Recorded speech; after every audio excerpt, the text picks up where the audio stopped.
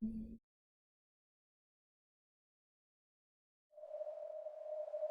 Oh.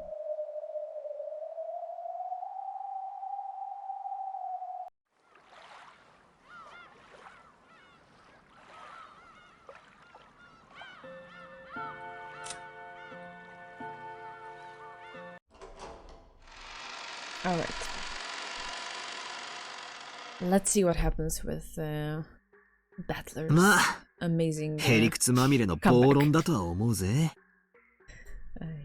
相手が人間だったなら、寝言を言うなと怒鳴られるところだろうよ。Hey, hey, Vet, Chidorin, Desolane. Oh, hello. Sorry that you were not first. In my heart, you all arrived at the same millisecond, so you're all first. Ay.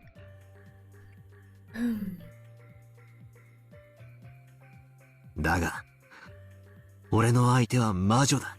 そして、俺たちがやってるのはそういう勝負なんだろう。どんな暴論であろうとも、人間で説明をつけ、魔女を否定する。とにかく、この一手で俺は、二度と親しい18人のみんなを疑わなくて済む。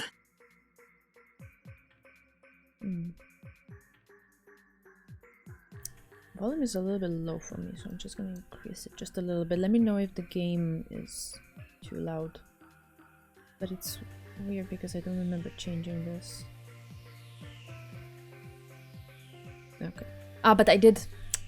It is true, I allowed Windows to install an update. It usually messes something up. Beato is fierce opposition in the first phase. Aww. Oh god, guys, you're so cute. I'm so happy you're here. Like, it doesn't matter to me exactly when and how. It's just a cherry on top, I guess, and I feel absolutely humbled and flattered that you were all here at the beginning of the stream. So I appreciate it. Thank you.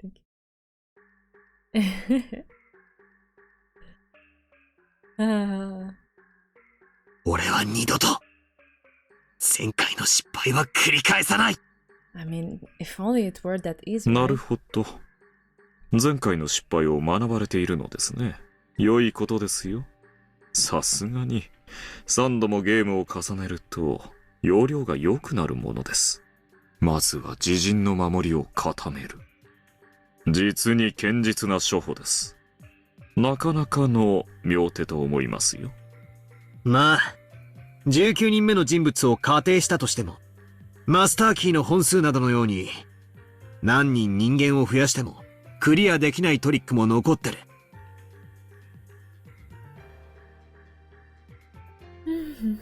しかし、とりあえずの初手としては悪くないはずだ。バトラ様の切り札、19人目の人物という大駒。証拠はあるのかとの私の一手に、バトラ様は悪魔の証明で反撃。良い攻防です。お嬢様のおられないところで勝手に手を進めてしまうのは申し訳ないのですが、私も少し面白くなってきてしまったところです。お嬢様に代わりさらに一手進めさせていただきましょうか。魔女だろうと悪魔だろうと相手に不足はねえ。Okay. バトラ様の刺された一手、悪魔の証明。これは私ども悪魔のお箱でございますが、他にも私どもにはいくつもの手がございます。ヘンペルのカラスという一手はご存知ですかな？ヘンペルのカラス？何の話だ？ Ah, there she is.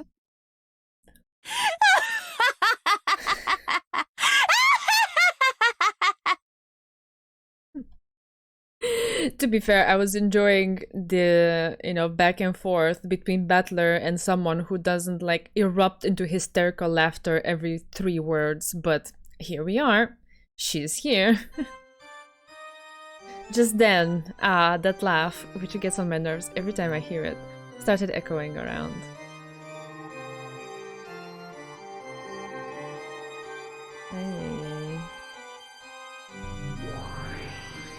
The room was filled with dazzling golden butterflies, and in the center of that whirlwind, the golden witch appeared.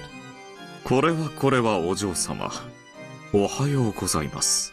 わらわのいないところで何やら面白そうなことをしていると思えば、ヘンペルのカラスか。なんとも笑える懐かしい一手よ。よもやバトラに披露する日が来ようとはな。それは悪魔の証明に並ぶ古典的一手だ。ローノウェイ、それはわらわが指す一手ぞ。わらわの楽しみを減らしてくれるな。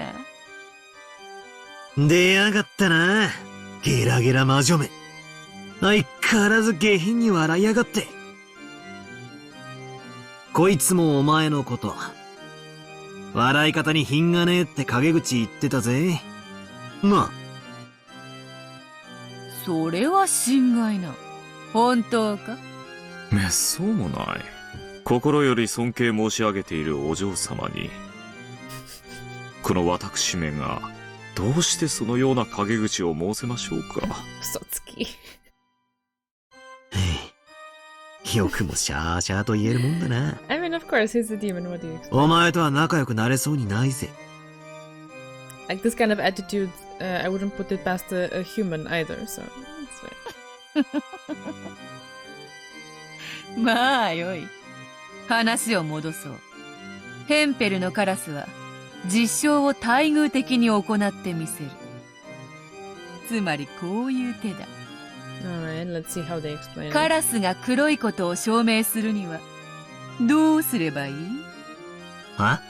え？何の話だ？カラスが黒いことを証明って、カラスを捕まえてきて、色が黒いことを確認すりゃいいだけの話だろ。Yeah, but the trick there is that the statement doesn't say that one raven is black.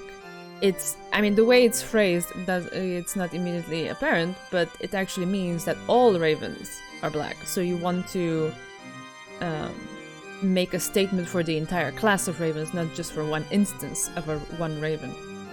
その通り。カラスイコール黒いを証明すればよい。But now it is equivalent to this, yes.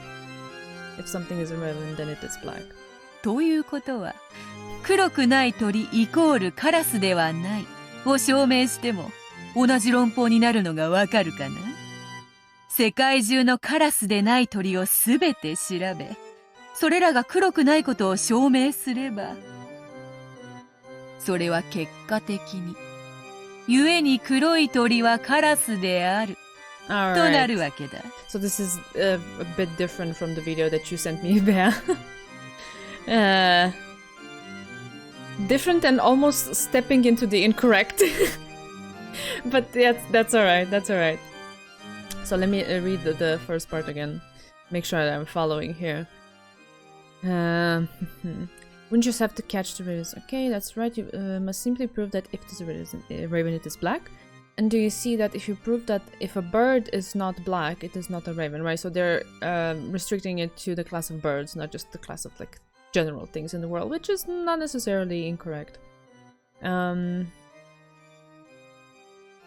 Right, a bird is not black, it is not a raven, okay. And she's saying now, if you go through the world and examine all birds that are not ravens, and prove that none of them are black. Yeah, but the thing is, your statement can still hold even if you don't prove that all of the other birds are not black. That's a little bit... Does she though? Because I feel like she's convoluting it a bit, but okay. Okay.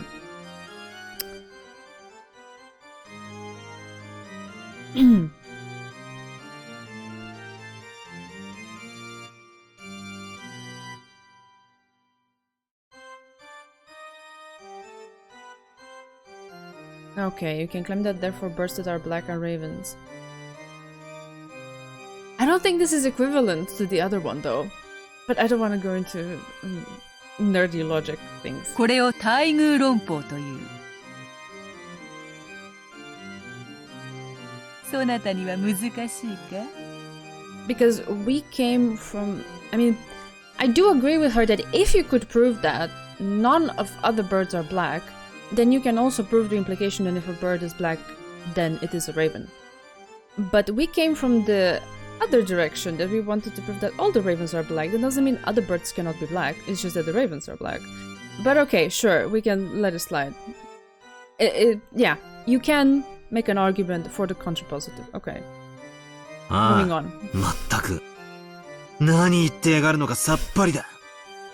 バトラ様。こういう例え話はいかがで Let's しょう。 see the example. Usually examples should make it. 二つの箱があり、片方は当たりでクッキーが入っているといたします。Okay. Of course, he's reasoning with cookies because of もちろん、もう片方は外れで空っぽです。For example, let us say that we have two boxes here, one being the winner with the cookie inside, and the other being the loser, which is empty. Now, it holds that if there is a cookie inside, it is the winner, and at the same time, it also holds that if it is not the winner, then there is no cookie inside. Okay, but this is much simpler. A much simpler premise. Okay. When such a relationship exists, we call the latter the contrapositive. Then when if A then B is true, then at the same time, if not B then not A is also true. This is true. This is correct. I approve. そりゃ当 But 然 Bear だろ。 kind of mixed stuff up a little bit. So she wasn't referring strictly to these, but okay, fine. Yeah. That's alright. It's just, it threw me a little bit off because I came like prepared. Okay, I'm gonna understand, and then I didn't understand. And I needed to go back, and then, yeah, but that's okay. もし選んだ方が外れだったなら、もう片方は自動的に当たりってことになる。Yeah, but this is super simplified. つまり、箱を適当に選び、当たりを引こうと外れを引こうと、 You will know which is which. 最初の一手で、どっちの箱にクッキーが入っているか特定できるわけだ。その通り。開けた箱にクッキーが入っていたなら、悪魔の証明を満たす。この箱は当たり、イコール、この箱にはクッキーが入っている。しかし、開けた箱が空っぽだったなら、この時は逆に、ヘンペルのカラスを満たす。この箱にクッキーが入っていない、イコール、この箱は当たりではない、となるのだから。そしてそれは、箱が2つしかないことを前提としている限り、もう片方の箱が自動的に当たりであることを対偶的に示している。Desolateness into the logic battles. ま、なんとなく理屈は分かったぜ。Yeah, but that simple way of putting it works because your entire class of objects that you're trying to reason about contains two items. That's very important because otherwise the contrapositive would have referred at everything that is not the winner, which in this case it's one, so it's easy, but if it had been like an infinite set of things, then that would have made it more difficult. But anyway, yeah. 毒を制するには毒。へりくつにはへりくつってわけだ。それで、俺の、島には19人目の人間が隠れているに違いないから、18人全員にアリバイがあっても。If it was important, we would have gotten a busty Raven Girl character. Aww.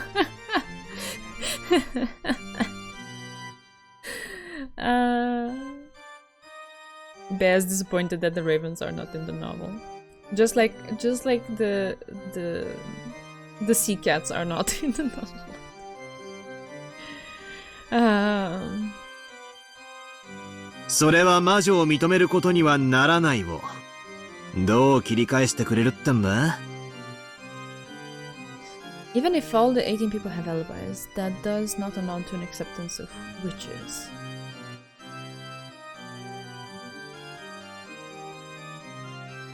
There might be a point as to why Beatrice spent so much time with it. Okay. Guess we'll see. I'm trying to follow this.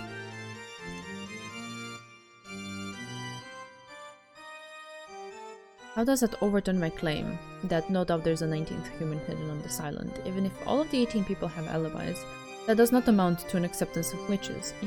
Yeah, okay. よかろう。わらわの手は教えよう。まずそなたは18人の中に犯人はいない。イコールならば犯人は19人目としている。Okay. ならば待遇としてこうなるわけだ。Does it though? Let's see if she does it right. つまり犯人は19人目ではない。イコールならば18人の中に犯人がいる。Okay. はぁ、なんだと？それはどういう意味だ？そなたの指し手を逆手に取っただけだがな。そう難しい話ではあるまいに。ロノウェ、説明せよ。そなたのさっきのクッキーの箱の例えはバトラにわかりやすいらしい。それでは僭越ながら、先ほどの例え話でもう一度ご説明させていただきます。Allow me to repeat once more my earlier story about two treasure chests, one which has the cookie in it. In this situation, one of the boxes represents the 18 people, and the other box represents the 19th person. Okay. I don't know if it works then. Okay, let's just go with it. So the cookie would represent the culprit. Battler-sama, you open the 18 box. Because the cookie is not there. Ah, I see what you're trying to do.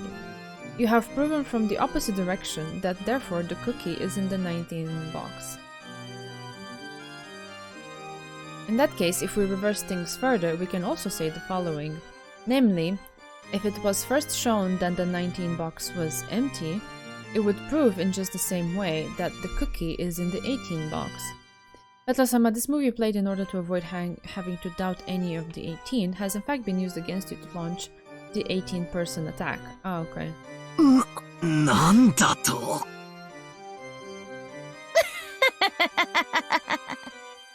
わらわが19人目の箱の中身が空っぽであることを先に証明すれば、そなたは自動的に18人の箱の中にクッキーがあることを認めなければならないということになる。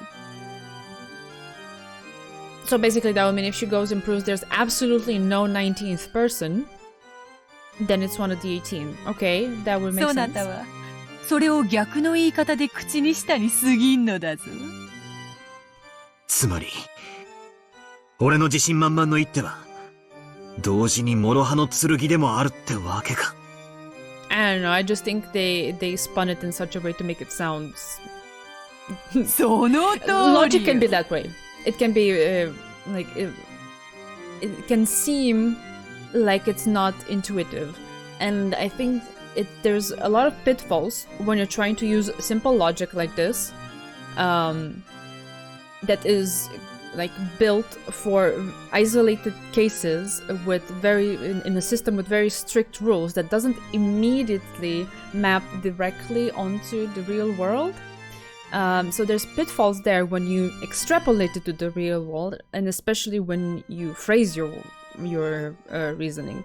So I would need to actually sit down and write it down and see if they actually did it correctly. More or less it sounds correctly, but that doesn't mean they necessarily disproved it. They're just being cocky. そなたの19人目で全てを説明する一手は、それが破られた時、18人でしか説明できないことを認めざるを得ないリスクを背負っている。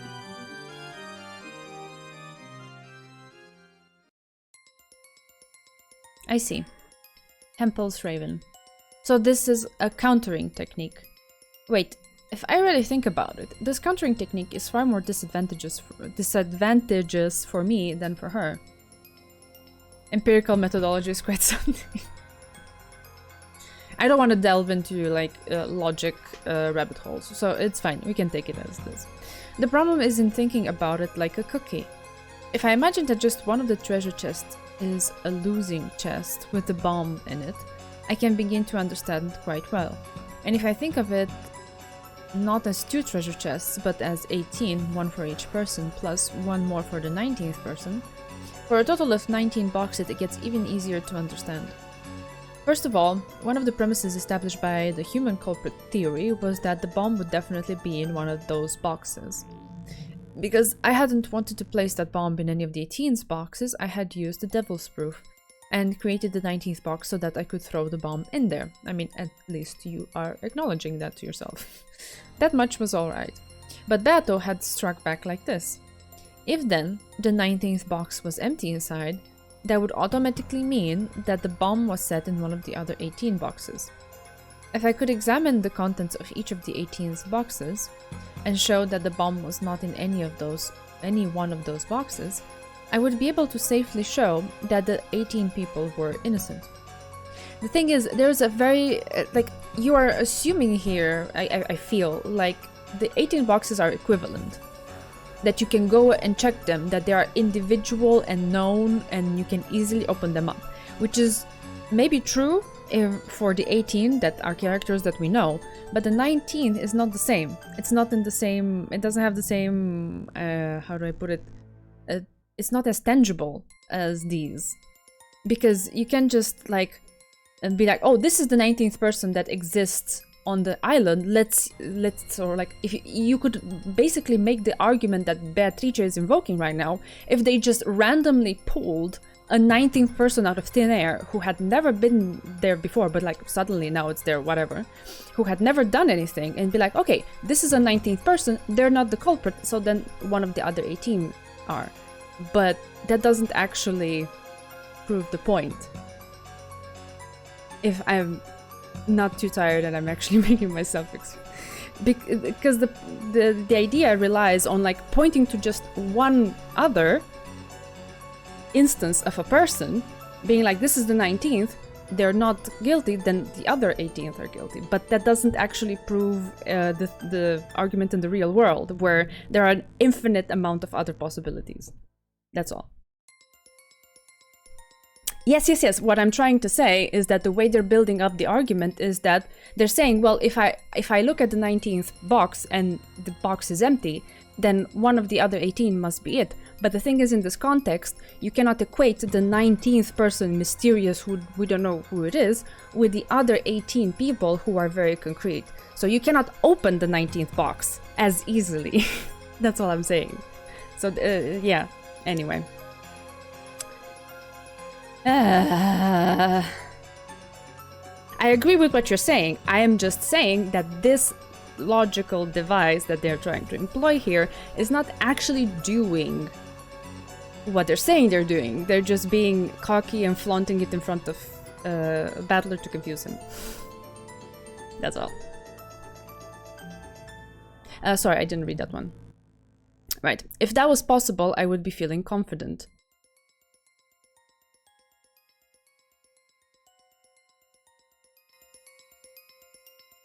However, in reality, that's as close as you can get to impossible. The police wouldn't come here in this typhoon. There would be no scientific investigations, no autopsies, no nothing. In short, I can't show anything decisively. It's impossible for me to find any proof other than simply gulping down whatever alibis each of the 18 give. Okay, sorry, I will stop then. I just thought I caught onto something there and I wanted to say it out loud. Oh, shut up. In that case, I have to confirm their innocence both personally and perfectly. Like staying with someone the whole time, never letting them out of my sight for a second. If I do that, I can probably be sure of that person's innocence, and that the bomb is not in that box. However, in reality, something like that is impossible. In other words, I have to expend an incredible effort just to check the contents of one box. And there are 18 of them. In other words, unless I bind all 18 of them in chains and watch over them. I mean, aren't you part of the 18? Like, wouldn't that be 17? But anyway. Are you gonna bind yourself in chains? Yeah, it's impossible to prove that all of them have empty boxes. However, Beato only has to open one box, the 19th. That's what I'm saying. This is not as easy as she's making it seem. And show that it is empty to prove that the bomb is in one of the other 18 boxes.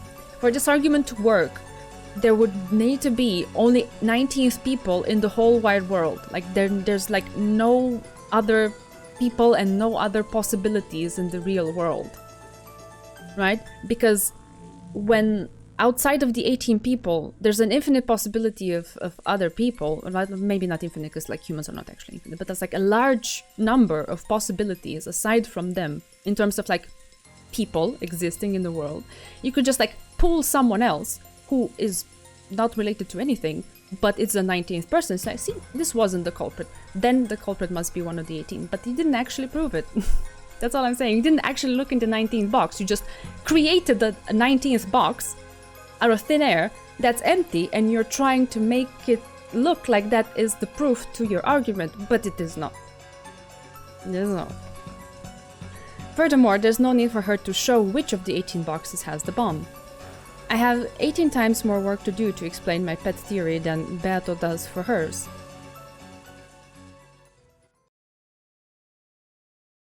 世の中には悪魔の証明がそうであるように、反論に膨大な手間がかかり、事実上不可能であるケースが少なくない。しかし、ヘンペルのカラスはその問題を逆手に取り、容易に実証することを可能とする。ヘンペルのカラスを使えば、様々な暴論が実証可能なのです。例えば、私以外の人間イコール愚かであるという命題があったとします。Okay. All humans except me are foolish. So then the implication is if someone is not me, then they are foolish. これを証明するには本来、私を除く全人類を調べ、愚かであることを証明しなければなりません。しかし、何十億人も調べるなど、現実には不可能でしょう。Okay. バトラ様の18箱を開ける手間と全く同じです。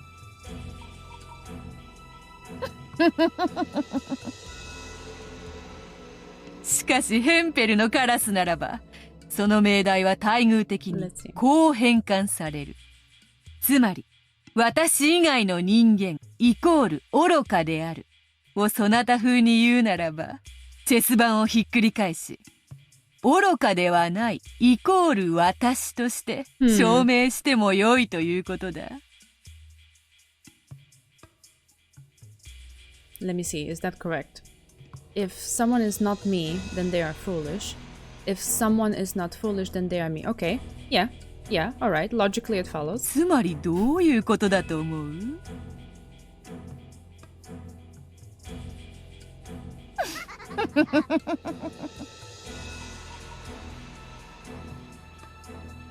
わらわが聡明であるという事実を知るだけで、 No, not really. 全人類は愚かであることの何十億人分もの証明が直ちに終了してしまうわけだ。That this is the twist they're putting on it. That it's not really that. Let me give you a moment to think how I could better explain it very shortly so that I don't bother you too much with the logical stuff. 全人類がわらわよりも愚かであることをわずか1秒もかけずに証明終了できる。世界最強最速の QED。これぞヘンペルのカラス。なんつう暴論だよ。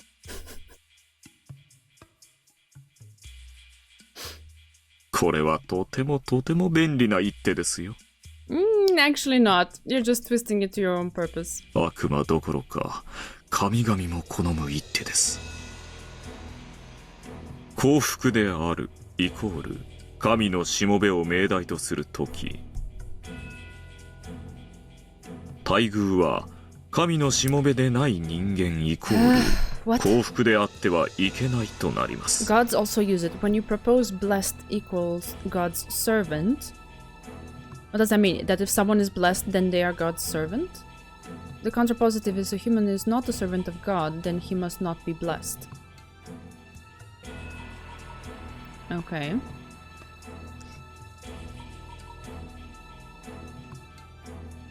Okay, also the equals there is not really that, though. But yeah, okay. Let's not dive into the nitty-gritty of it. Alright. If a human is not a servant of God, then he must not be blessed. つまり神のしもべがその加護によって幸福であることを実証するためには、その加護を受けぬ人々が不幸であることを実証すればいいわけです。 Yeah, but you have to prove that everyone. But the argument you're making is that it's enough to point to one person to prove it. No. One person could be one piece of evidence, but it is not proof.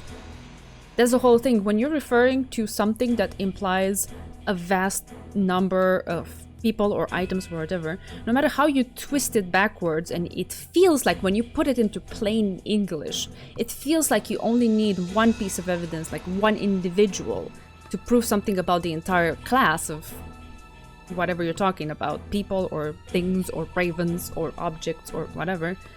That's just how it seems to you, but actually underneath you do have to prove more about the entire class of whatever you're referring to actually get to the first thing you're trying to say about it. It doesn't work. When you prove that something has a property, you prove an existential. You don't prove you don't prove it for any of them. That's really all there is. They're just trying to this is a show of smoke and mirrors and like throwing dust in Battler's direction and in his eyes to like just get him confused. そして But they're 彼 not は right. 自らの神を信じない人々を不幸に突き落とすことで自らの幸福を実証する。 It's a fallacy that exists in the real Hempel's Raven too, but in this specific hypothesis, the logic is sound, which leads to a paradox.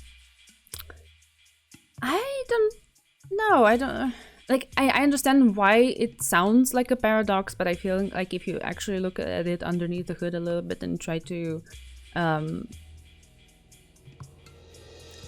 truly discard it of inaccuracies that can come from trying to place it onto the real world and like from the wording, you would see that it's actually not like the way they are using it, I mean, is not fully correct. Bear is falling asleep. I can tell that. I'm stopping here. 莫大なコストがかかる。しかし、人を不幸にするのに必要なコストははるかに安上がりだ。つまり、ヘンペルのカラスを使えば、神々は実に低コストで信者に加護の喜びを与えられるわけよ。悪魔だ。悪魔の理論だ。めちゃくちゃだ。話がそれてしまったようだな。Yeah, you そろ have. そろ話を戻そうぞ。わらわの反撃の一手は以上だ。そなたの19人目が犯人だから18人は無実で魔女も存在しないへの反撃は、ならば19人目が犯人でないことを証明できたら18人か魔女のどちらかが犯人ということで確 I 定す see, る but now you ぞ flipped it. Or a witch. Yeah, okay. との確認だ。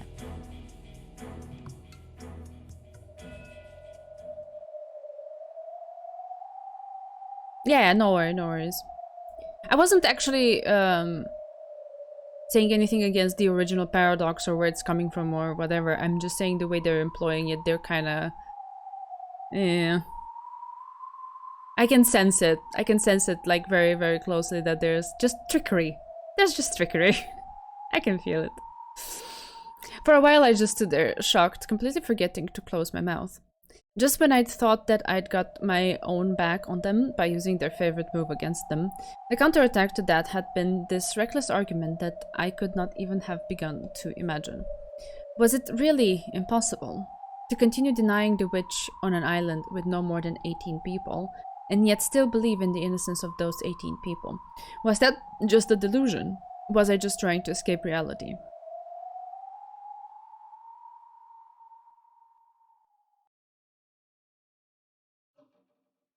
Not yet. Don't give up this struggle yet. Yes, please. Who cares about whoever's Raven? Yeah, I know.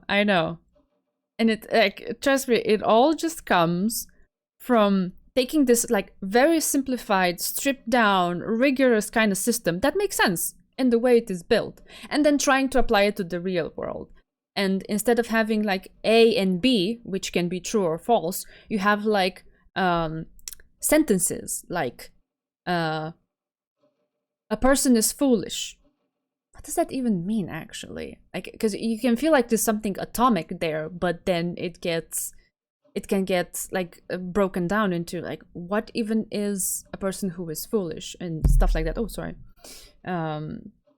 So you can like run into a lot of rabbit holes there when you think that you took something atomic and simple from the real life and mapped it into one of the variables that you're using to build a logical argument. But actually it's not as easy, and it's very, very prone to mistakes depending on how you phrase things or how you conflate concepts. And yeah, that's it. Right, so who cares about whoever's Raven? They're just trying to speak in riddles by bringing up some weird bits of trivia. There it is. Yeah, that's exactly what they're trying to do. Very fitting for witches and demons, if you ask me, twisting things. Oh yeah, no, I don't have anything against that. I'm just pointing it out. It's a game of smoke and mirrors. That's all it is. Yeah, because basically what she says, oh, I just have to prove that it's not a 19th person. Okay, isn't this what you've been trying to do so far? Well, do it if it's that simple. All I'm saying is that this, like, 19 person not existing, it's not as easy as like opening a box and seeing that the box is empty. There's a lot of complexity there, and it's not equivalent to proving the guilt or innocence of one of the actual concrete people that exist in the island, as I was mentioning earlier. Again, this is like the pitfall of it, of stating that and translating it, or trying to translate reality to such a stripped down, simplified system. I had used the devil's proof. Don't feel doubt in something once you've used it. Believe in the spear you've lunged forward with. Yes, please go for it. Apply even more force and gouge it in. まだまだ序盤だぞ. This is, by the way, I'm not saying that I agree with Battler, but I want him to see, like, I want to see him like standing his ground for something. Like, Beatrice and all of her servants, they're all like here being cocky and like, I'm so smart, when actually they're not. They're just tricky. They're using trickery. And Battler is kind of like, oh, I thought I made a good argument. Oh, that was so bad, actually. No, just like, freaking stand your ground, man. Like, go with it. The box is fitting with Schrodinger's, I guess, but you can't open it. That's like where logic or learning comes in, I guess. Yeah, I suppose so. I suppose so. この程度で長考するつもりか? Believe in the me who believes in you, Battler, yes. いや待て、確認するぞ。確かに俺はわかりやすく19人目という言い方をしたが、悪魔の証明によって18人以上人間を増やせるなら、それは10人いるか100人いるかもわからない。不特定多数ということだ。お前が想定する人数より常に1人多い。わかるか? Yeah, so if you go at it in this direction, it basically still boils down to having to prove that someone... How do I put it? Basically, Beatrice would have to prove that nobody else that exists on this earth that is a person could have gotten on this island and been the culprit. He can't argue back his incompetence. Sorry about that. I mean, I don't know what's happening, right? I have the right to root for him, like, you know, growing a spine. And a bag of balls. Sorry, I did say that.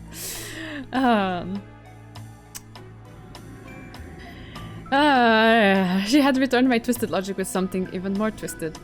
So the only thing that could counter that would be even crazier twisted logic. Yeah, okay, go for it. You have my support. It's impossible not to root for me. Yeah, right? Right? I just feel this like... I guess this is what the author intended too. That's why he wrote Butler this way and put him in like this context of the story in the meta world. That he's our proxy to the story. He's our connection to the story. So of course you want to root for him because like, man, come on. I know we can do better. We're like a team right now, right? Like we're in this together. わらわが19人目のアリバイを何らかの方法で証明したとしても、その瞬間にそなたは20人目を生み出し犯人だと主張する。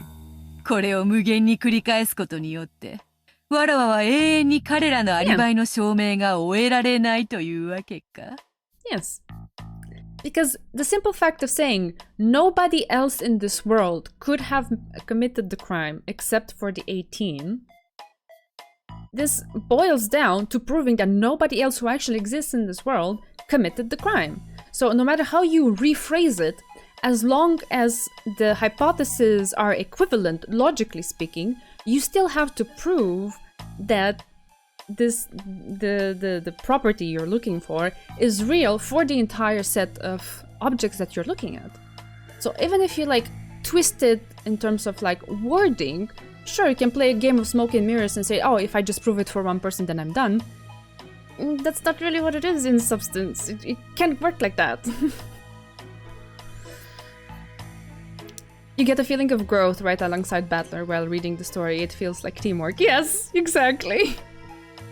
なるほどなるほど。さながらイナゴの大軍を呼び出す魔王よな。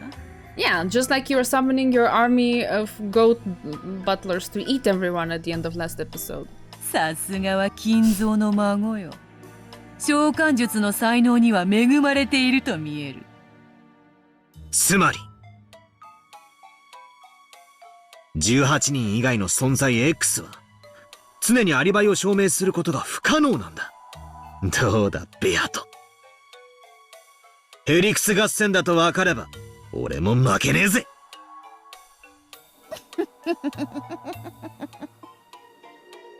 愚かしいぞ。わらわを誰と心得る。わらわこそは無限の魔女。そのわらわに無限にて挑むとは片払いたいわ。無限を操ることはつまり無限を殺すこともできるということ。Basically, she's saying, I'm the big bad bully here, and nobody is allowed to be a bigger, badder bully than me. That's all she's saying with that, at least to me. わらわが19人目を切れば、そなたは20人目を呼び、20人目を切れば、21人目を呼び。I mean, why are you saying you're? Because you're taking the responsibility to prove it, so you're the one who's looking for those people. 21人目を切れば、22人目を切れば。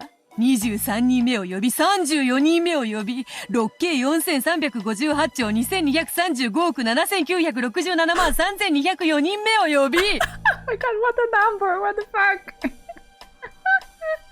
fuck? わらわを永遠に翻弄で生きるとでも？無限交代とは笑わせる。わらわに無限は通じぬわ。ほう。ならばどうやってこの俺の無限を殺すんだよ。見せてみろよ。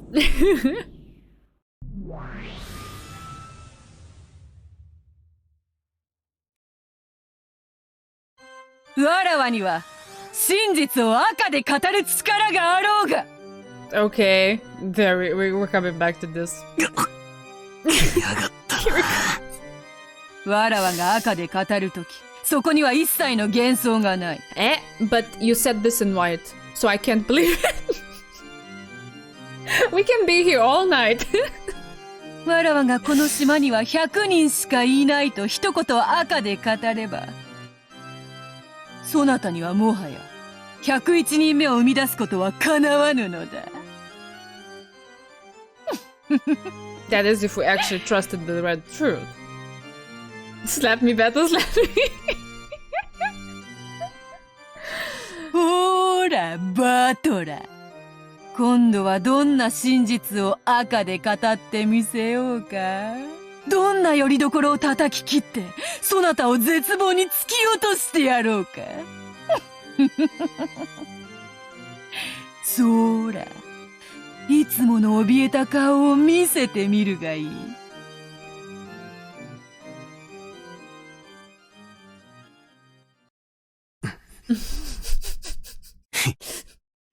I I appreciate that that's how you see me. To be honest, how I feel is not smart, but just completely lost, because you can go in a very deep rabbit hole if you continue that way. So I'm invoking it only at times when it feels like it would be at least grounds for a good joke or a good laugh.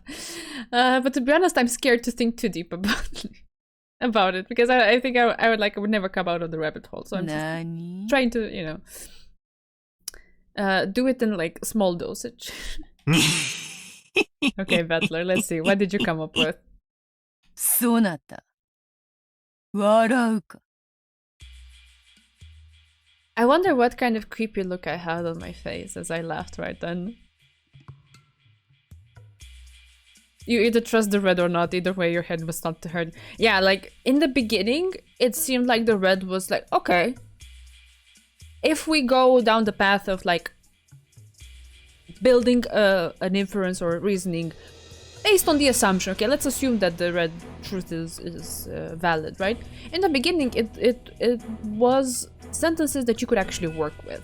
But then towards the end of the last episode, it started turning into things that I pointed it out at the time. I don't remember now like exact quotes. But it just started turning into some things that I was like, hey, what even is this? Did I even pin it? Maybe I pinned it in the Discord, and that could give me a quick refresher.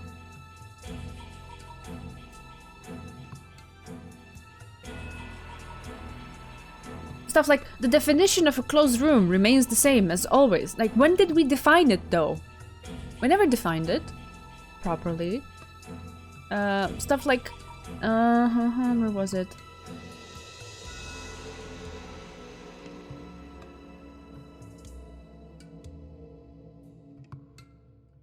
Only the 5 master keys were left, and Rosa, in quotes, why was Rosa in quotes, was holding all of them. Like, stuff like that, it's just like, okay, it's just another brain twister there as well, like, just waiting to happen, another rabbit hole that's kind of like inviting you, and I'm like, I'm not gonna be Alice in all of these wonderlands, so I need to pace myself and, like, again, like, do it in small dosage. Anyway.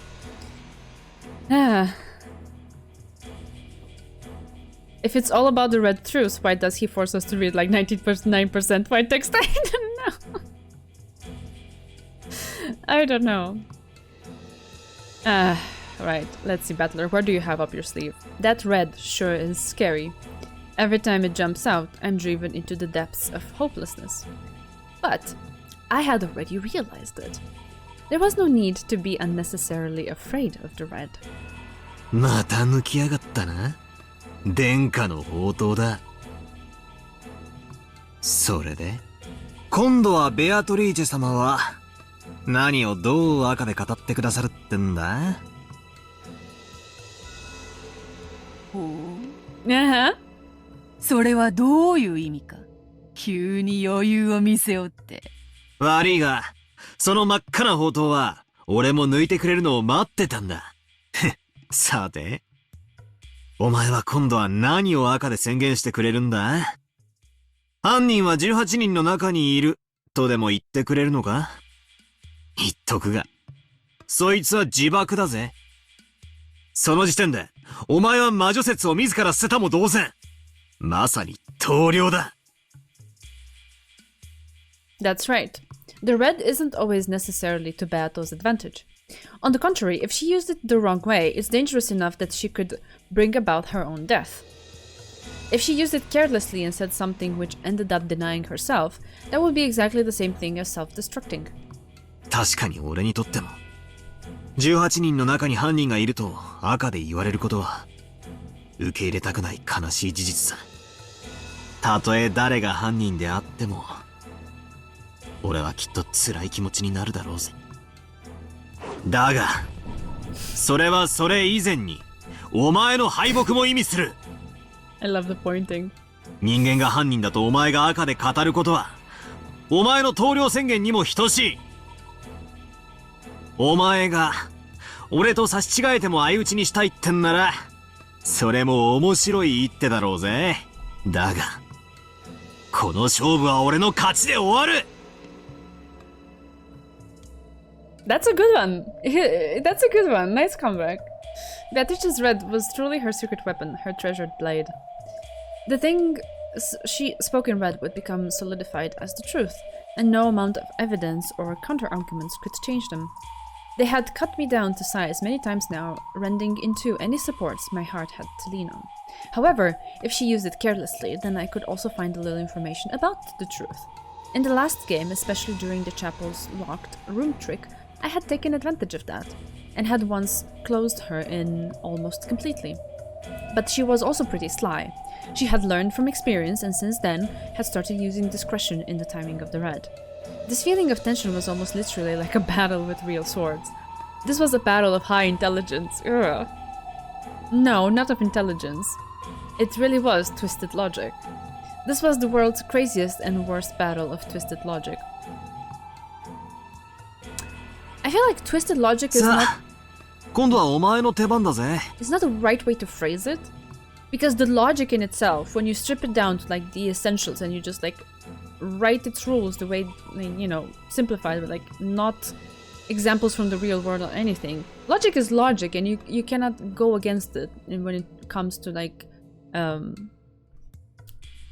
way logic operators work and equivalences and definitions of them and, you know, proofs and stuff. They just work that way.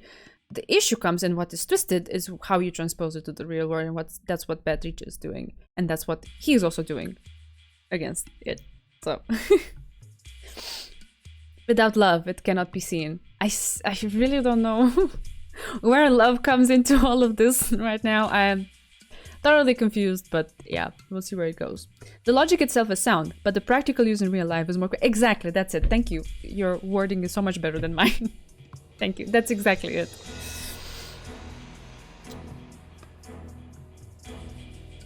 Soさ。お前のヘンペルのカラスを使うには。Like, Hempel's Raven thing is simply... Like, it's... When you write it down on paper, it's just correct. It's simply another way of writing the same thing. Like, it's not... You don't even have to... go through some sort of like proof or whatever. It's literally just the definition of an implication in logic. Literally just that. So it is absolutely correct. It just sounds weird when you then transpose it to real life. That's literally it, and that's all that they're doing with it in the novel as well. まず、18人以外に何人の人間がいるのかを赤で確定させる必要がある。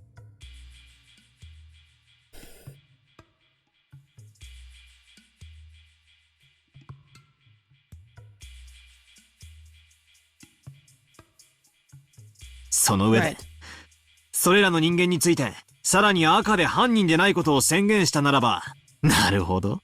こいつは俺にとって致命傷になるだろうぜ。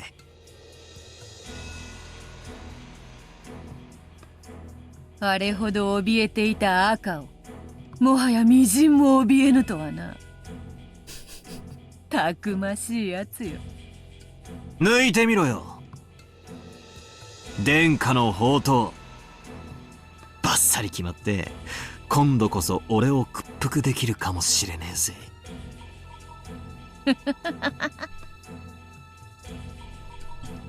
面白い。こうでなくてはな。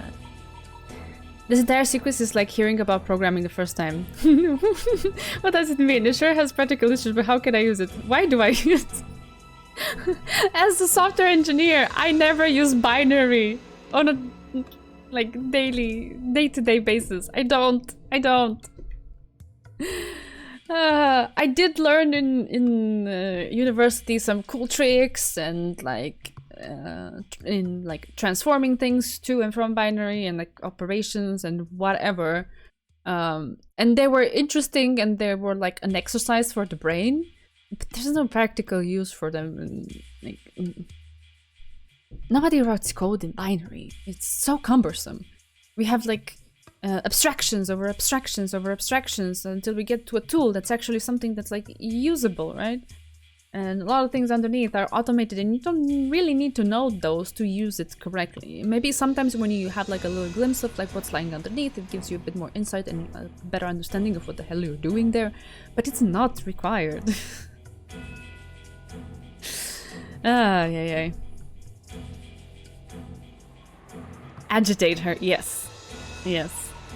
Provoke her. Drive her into a corner to make her speak in red. Of course her red has always cut right through my only threads of hope. But don't be afraid of that.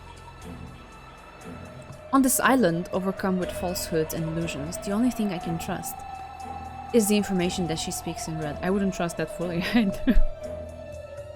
But I would consider it a little bit more deeply than what she says in white, okay? Let's say I would do that. But I would look for trickery in every single word, or twist of phrase, or quotes used around Rosa's name. They're like, if she was just like being absolutely straight to the point and real and stuff, there would have been no reason to put Rosa in quotes. Something is afoot there.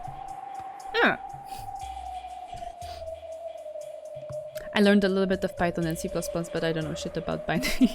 That's alright. Like, I remember nothing from university. If I had to, of course I have the mental training, and I could put myself through like some tutorials or lessons or exercises or whatever. But do I need to? I have a lot of more things that I want to do with my time, to be honest. Life is too short. It is my only way across the chasm of hell. Just a single tightrope. Her merciless blood-red blade is the only way I can survive. This isn't just walking on a tightrope, it's literally like walking on the edge of a blade. Of course I'm afraid. In terms of her contrapositive, my victory condition, the denial of the witch, meant that the culprit was a human. But I didn't want to search for the culprit amid the 18. Therefore I held on to a weak point, since I had to deny the witch and the 18 at the same time. Since I had been unable to understand that last time, that was where she had hit me, leaving me tattered and defeated. But that's alright. Let her hit me. Let her attack. Alright, I'm starting to like Battler. Okay, right now, like this mode that he's in. No problem. Someone said it once in an old sword fighting movie. That a good fortress has one, and only one, intentionally weak point. The enemy would gather there. They would be lured there. I see what he means. And that would be where the actual battle took place. Oh, I'm excited. As long as I understand my weak points, and as long as she wants to attack those weak points, it's as if I've induced her to attack there. Yeah, basically you reduced her to actually chessboard reasoning there, where you could read her moves because you would know she's going for your weak points. If she actually is doing that. Because I remember that, I'm not entirely sure how many streams ago that was because my memory's too bad, but I do remember very clearly talking about how chessboard reasoning only works if your opponent is always trying to make the best moves for them at all times. But Beatrice does not do that, so that's where it kind of falls apart. Most tense session of Among Us ever played! Yeah, good one.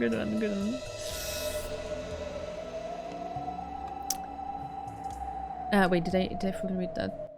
As long as I understand my weak points, as long as she wants to attack those weak points, it's as if I've induced her to attack there, yes. Carefully judge the distance from your enemy and retreat step by step. Make them draw their sword first. The more she recklessly flourishes that red, the more chances I'll have to strike back. Yeah. Don't be afraid of the red. So, working on the assumption that what she says in red is actually the truth, she is trying her darnest best to, again, twist it in such a way that technically what she's saying is not wrong, but to the other person reading it, it gives off the wrong impression. That's where the lie or the twistedness of it is. Twistedness? Is that a word? You know what I mean.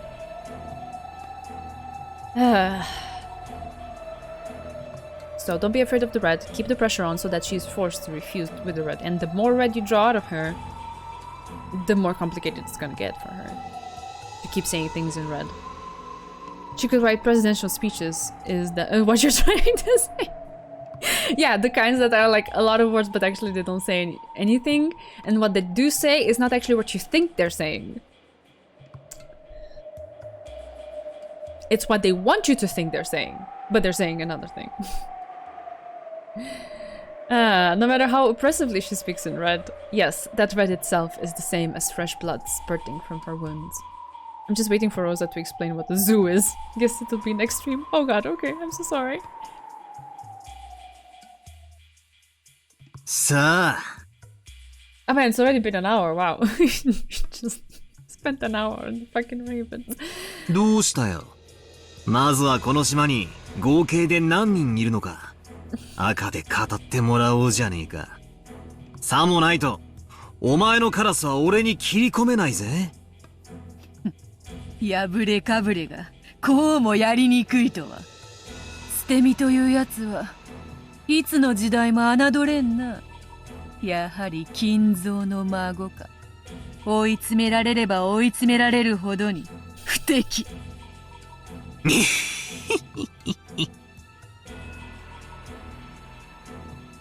Runaway cleared his throat. 膠着しましたね。せっかくの紅茶も冷めてしまいますよ、お嬢様。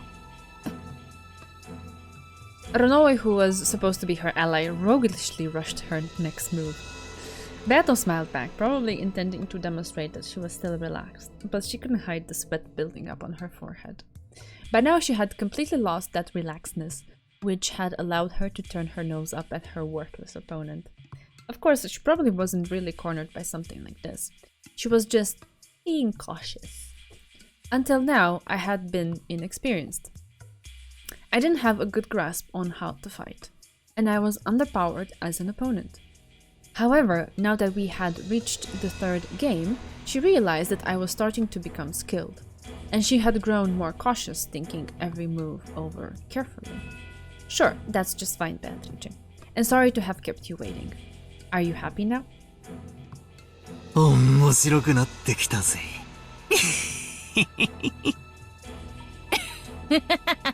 He's just cackling, but like her face is strained. バトラ Is she gonna hit us? 拉致が開かねえな。なら、ズバッと気持ちよく、いつものやつで行こうじゃねえか。ほう、いつものやつとな。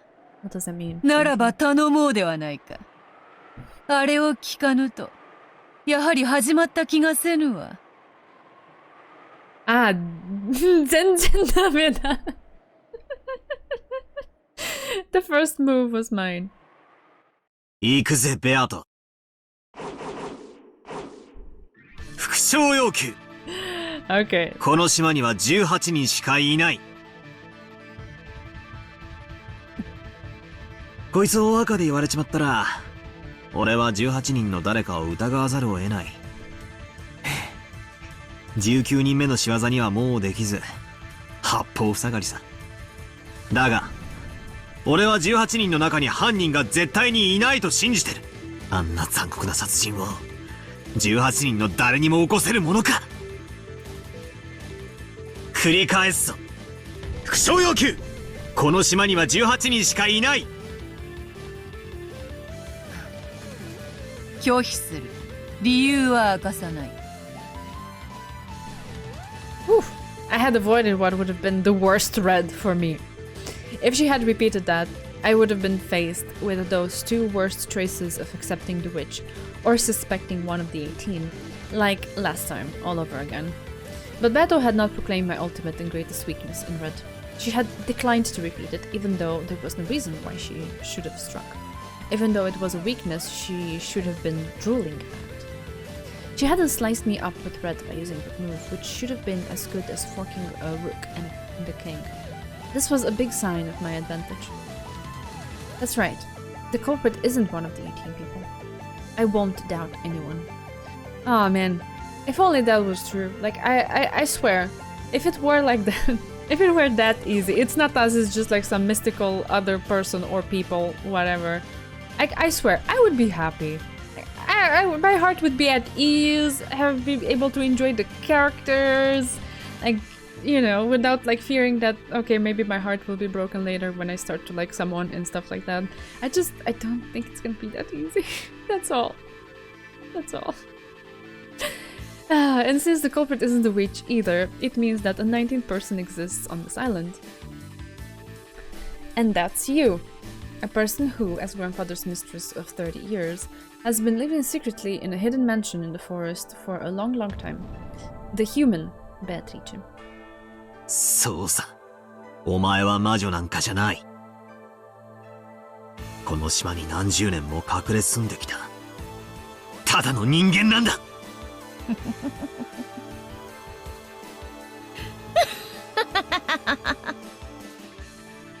1000年を経た無限の魔女のわらわをただの人間呼ばわりしたか。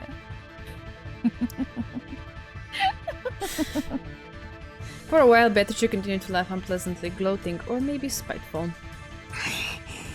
いいか、続けるぜ。続けて復讐要求。この島には19人以上がいる。Beatrice fell silent once again. I feel I should recline that too. The feeling that confirming the number of humans on this island might possibly stand to give her some large disadvantage was probably making her extremely cautious. The red had already become a foothold for my counterattack. With that in mind, the red had become a risk for the witch. But if she couldn't repeat this, her Hempfal's raven wouldn't work. In order to break my devil's proof, first the existence of n number of people outside the 18 needed to be confirmed in red. That's right. She couldn't break the existence of a 19th person unless she used red.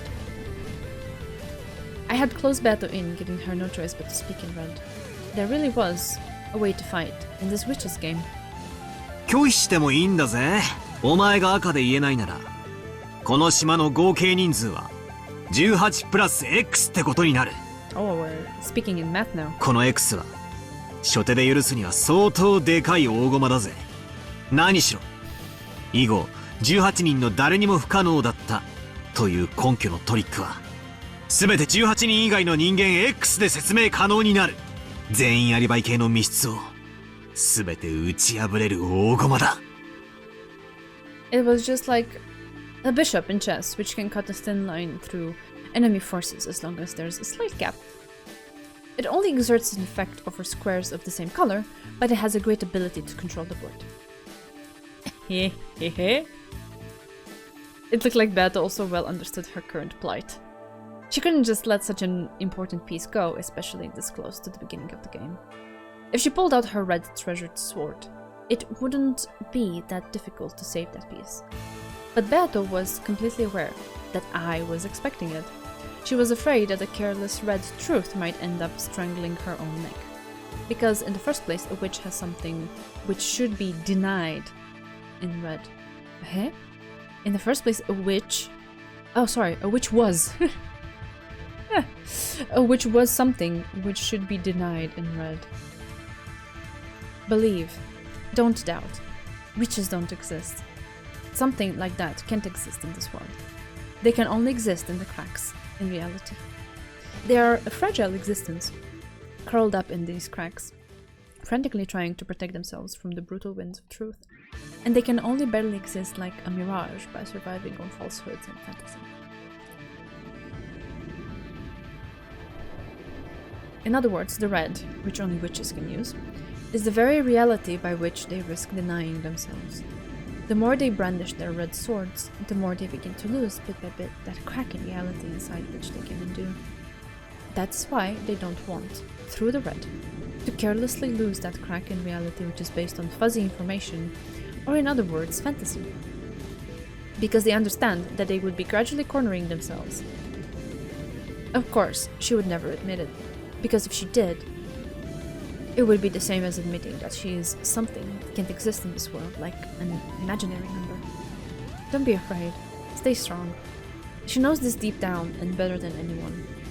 That her red treasured sword can't easily be used without considerable resolve. どうしたよ。繰り返すぜ。副将要計。この島には19人以上がいる。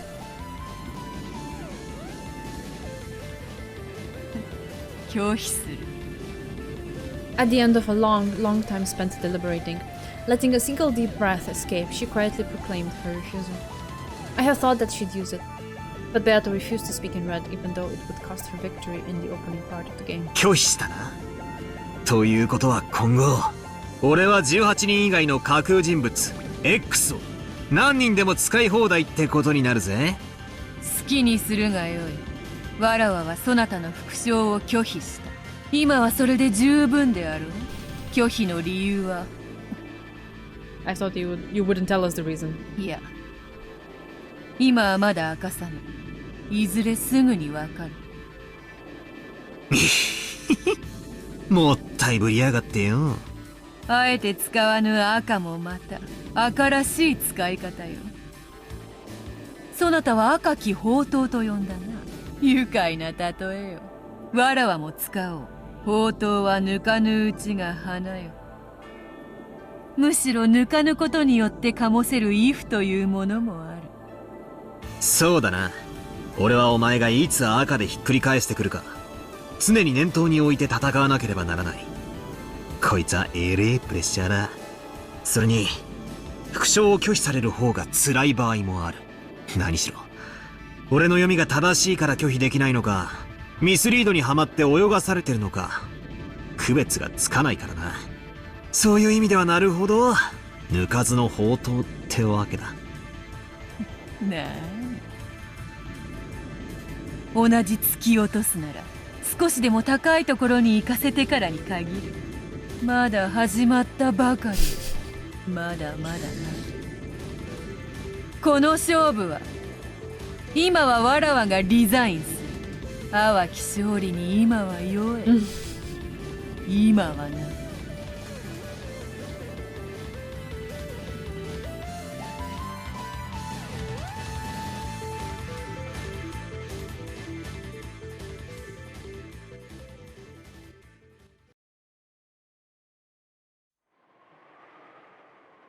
Yay. That bitter comment did in fact appear to have marked the end of the game's opening battle.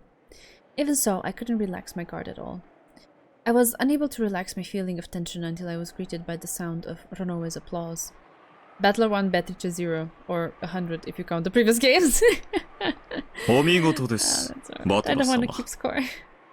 I'm just actually, I'm just happy that he seems to have like kind of found his footing. I don't want to see him like at the end of episode 2 ever again. It's gonna break my heart. まずは序盤はバトラ様有利の展開でスタートというところでしょうか。さあな、この駒が俺の手でもぎ取ったものなのか、取るよう誘導されたものかはまだわからねえな。どうせお前のことだ。俺が罠にはまり始めてるのを知ってて白々しく拍手をしてるんだろ。まさか。 Wait, let me read that again. You probably know that I'm being led into a trap and that clapping is just a barefaced lie. Yeah, definitely. There. I would expect nothing less of them. 序盤とはいえ、お嬢様より一本を奪った手腕を純粋に祝福いたしております。Sure. All good 何し intentions ろお here. 嬢様はすぐ増長するお方。たまにはこのような刺激も良い薬かと思いますよ。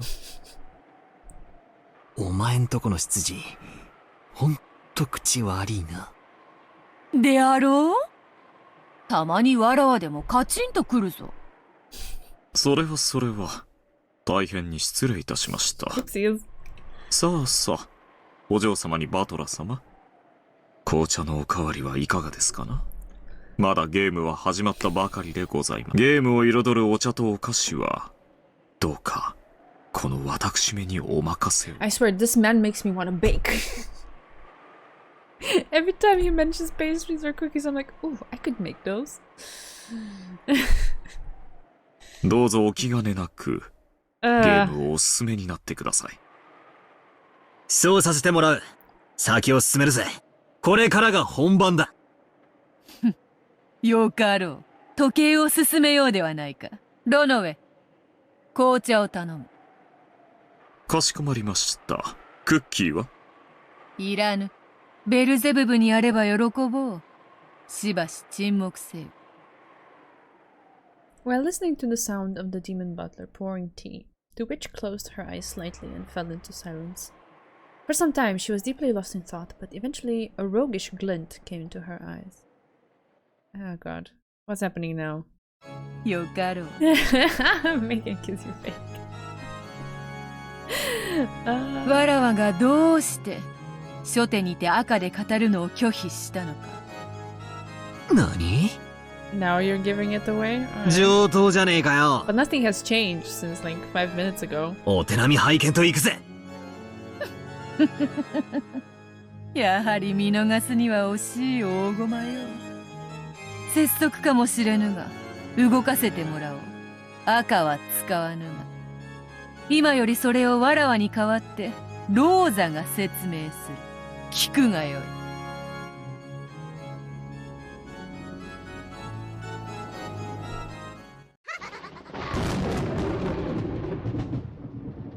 Alright.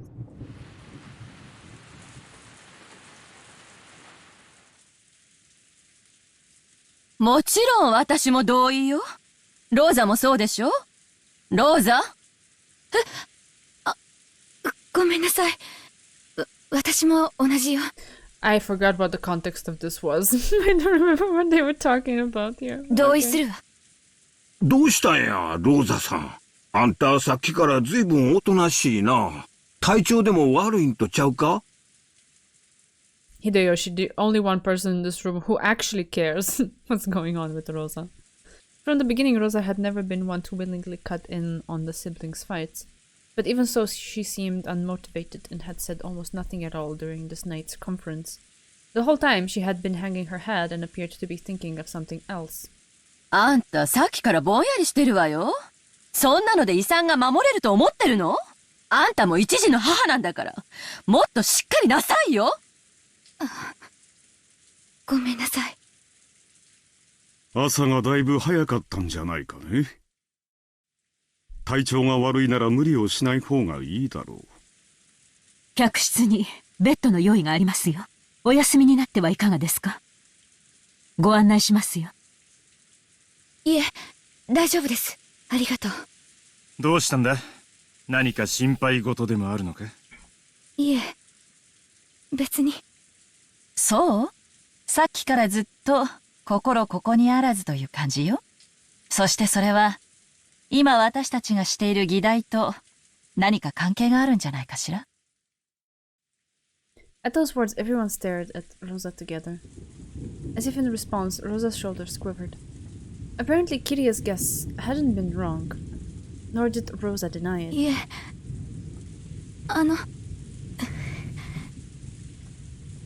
She swallowed whatever it was she had been about to say and went silent again. By now, even the other siblings were also beginning to realize that something about her demeanor was different from usual. どうしたんだ？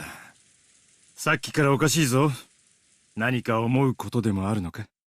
わしら全員で団結しようって誓い合ったばかりやないか。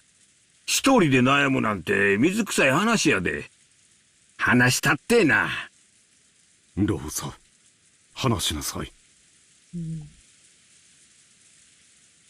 Pressed by the men one after the other, Rosa made up her mind and nervously began to open up.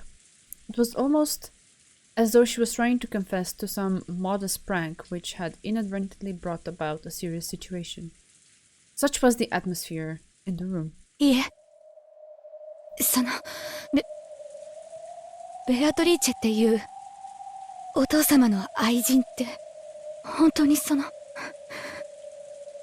きてるのかしらって思って。はあ？そりゃ生きてるに決まってるでしょう。こうして手紙を送ってくるぐらいだもの。Okay, come on. Eva, really now, like, if you read someone's name on a paper, does that mean that they're alive? Really? Okay, but let's see where this goes. 元気かどうかは別の問題だろうけどな。肖像画の美女も。今じゃきっといいお年だろうぜ。元気やと思うで。金のことで悪知恵働くやつは決まっていくつになっても元気や。案外悪巧みは最高の回春剤かもしらへんで。生きてるはずない。え？今なんて？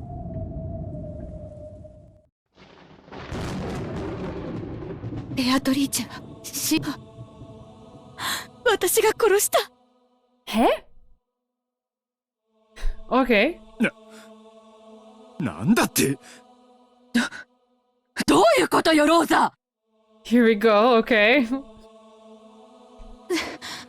でも私が殺したわけじゃ。I mean, you just said the opposite. I'm so confused. で Hey, も Zeku. 私があんなところに連れ出し You たから。 came in at the perfect time, I guess.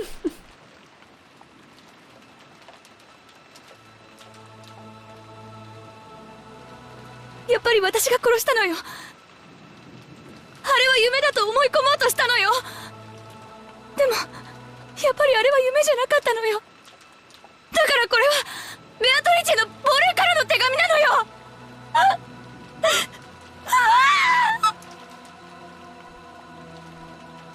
Explain yourself better, woman. We don't understand. It was so sudden that everyone was lost for words. Rosa kept on talking, unable to stop holding her head as her hair flew all about. どうか落ち着いて、ローザさん。わしには何がないやらさっぱりや。もう死んどる？どういう意味なんや。二つの意味があると思うわ。まず一つ目は言葉通りの意味、そしてもう一つは私たちの想像が正しかったことを裏付けるもの。ということはローザはベアトリーチェに会ったことがあるというのかね。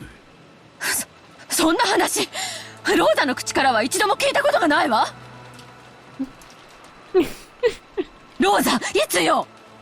あなたは一体いつベアトリーチェに会ったのよ。昔よ。ずっと昔よ。まだこの島に引っ越してきたばかりで私は幼かった。私は悪くないの。私が殺したわけじゃ。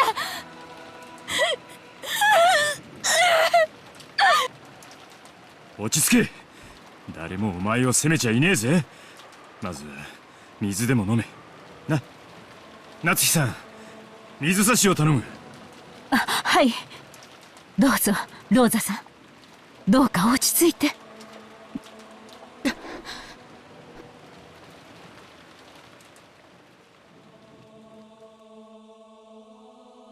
Until Rosa was able to regain her calm amidst her ragged breathing, no one was able to speak a word. Caw. Oh, Zeku. You're so funny.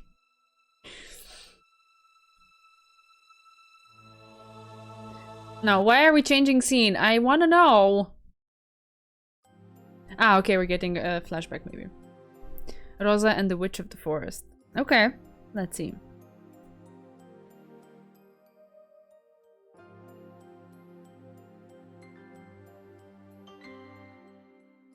Oh, that looks so nice. I would love to have tea there. ベアトリーチ、先ほどから呼んでおる。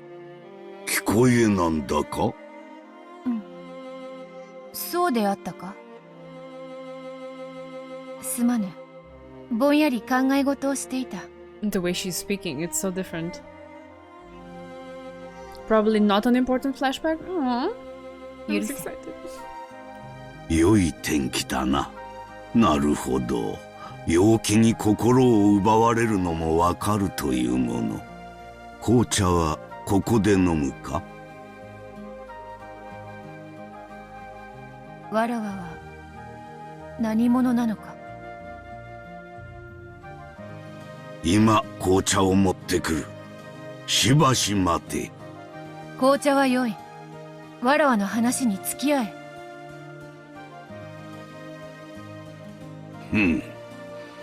よかろう。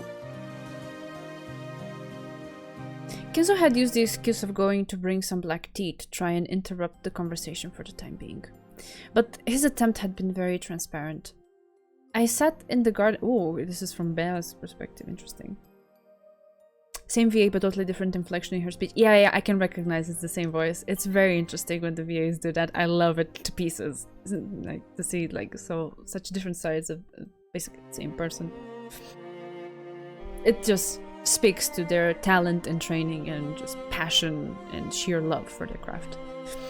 I sat in the garden chair and beckoned Kinzo to do the same. Kinzo sat down heavily, exaggerating his age. For a while we sat, appreciating the silence.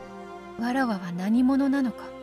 この問いに今日まで答えてくれた者はおらぬ。なぜか皆目をそらしはぐらかす。そなたとは長い仲だ。わらわはそなたを無二の友であり、そして父ですらあると思っておる。だからどうか教えてほしい。そなたは知っているはずだ。わらわが何者であるかを。なぜにそのようなことが気になるのか。そなたはベアトリーチェ、この屋敷の主ではないか。それ以上の何を知りたいというのか。わからぬ。なんだ、何が知りたいのか自分でもわからぬというのか。それは不可解な。若き日には出口なき思考の迷路にて遊びたくなることもある。そなたの悩みもそれであろう。Kizo left, as though it was a trivial matter. However, I couldn't help but feel that this behavior was nothing but another attempt to force me to stop my further questioning. やはりそなたもそれを語ってはくれぬのか。語ることなど何もない。そなたはベアトリーチェだ。それで十分ではないか。いや違う。わらわが知りたいのは名前ではない。わらわが何者なのかだ。わらわは誰で何でいつからここにいて、そしていつまでここで日々を過ごせばよいのか。やはり紅茶を持ってこよう。せっかくの陽気がもったいないとは思わぬか。これは何の話だ。どうやらお前の昔話のようだが。そのようだな。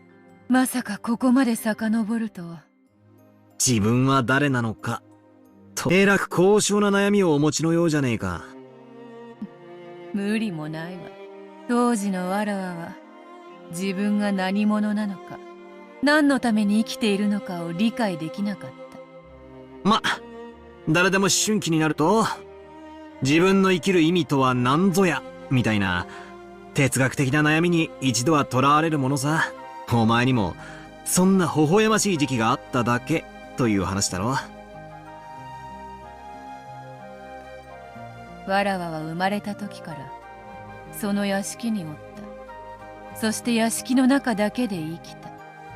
もちろん庭には出られたが、敷地はとても高い柵で囲まれており、それを出ることはできず、また出てはならないと厳しく言われておった。わらわはな、屋敷と庭は自由に歩けたが、その外へは自らの意志ではたった一歩出ることさえ叶わなかったのだ。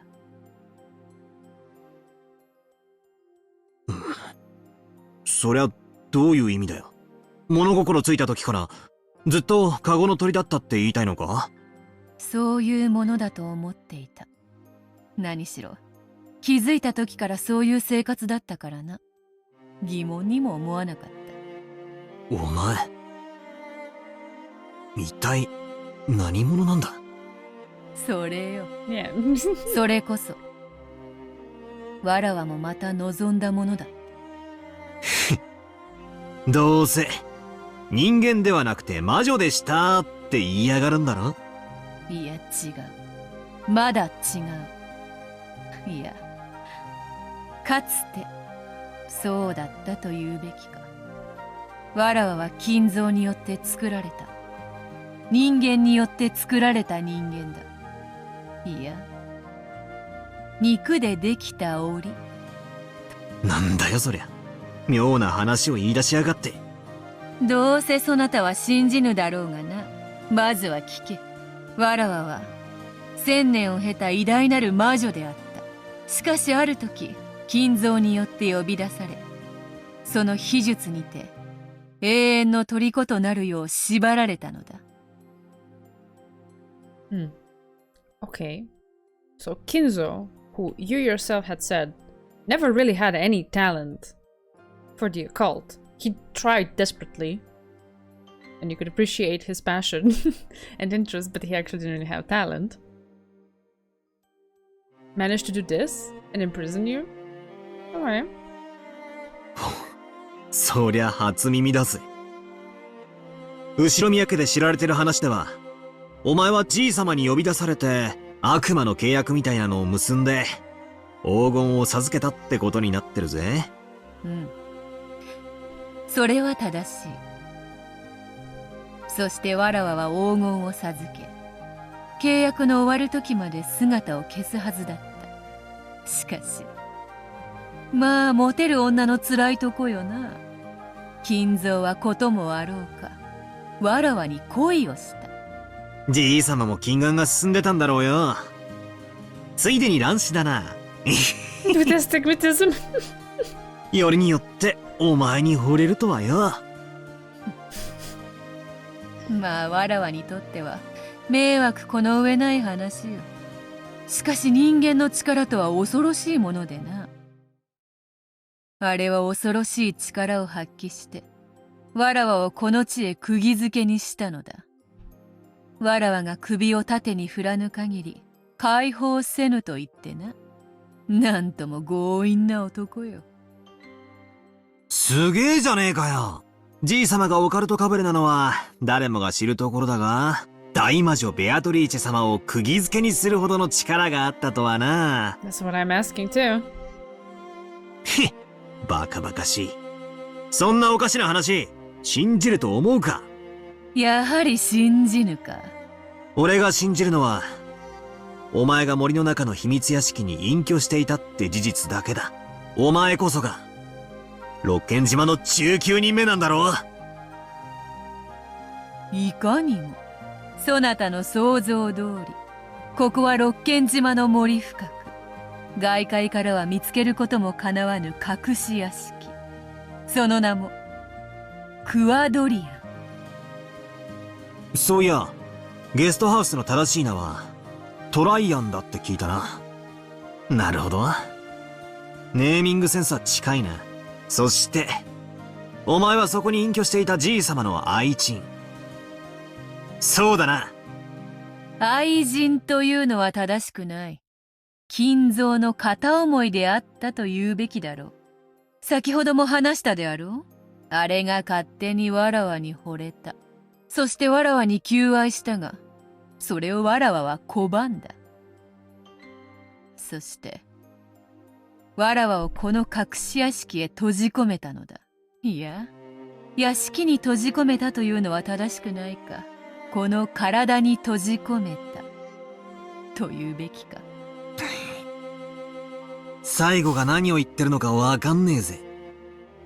どうせそなたはバカにして聞かぬであろう。何しろ魔女も魔法も信じぬという。語れど聞く耳を持たぬというならば、それを口にするは愚の骨頂だ。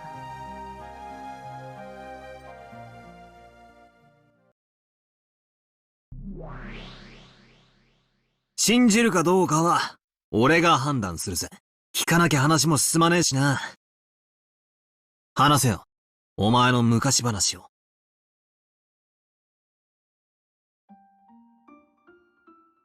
うん。金蔵はわらわに求愛を拒まれたが、それ式でへこたれる男ではない。どうあってもわらわの首を縦に振らせたかった。わらわをこの屋敷へ閉じ込め、わらわを口説き落とそうと永遠の時間を費やしたのだ。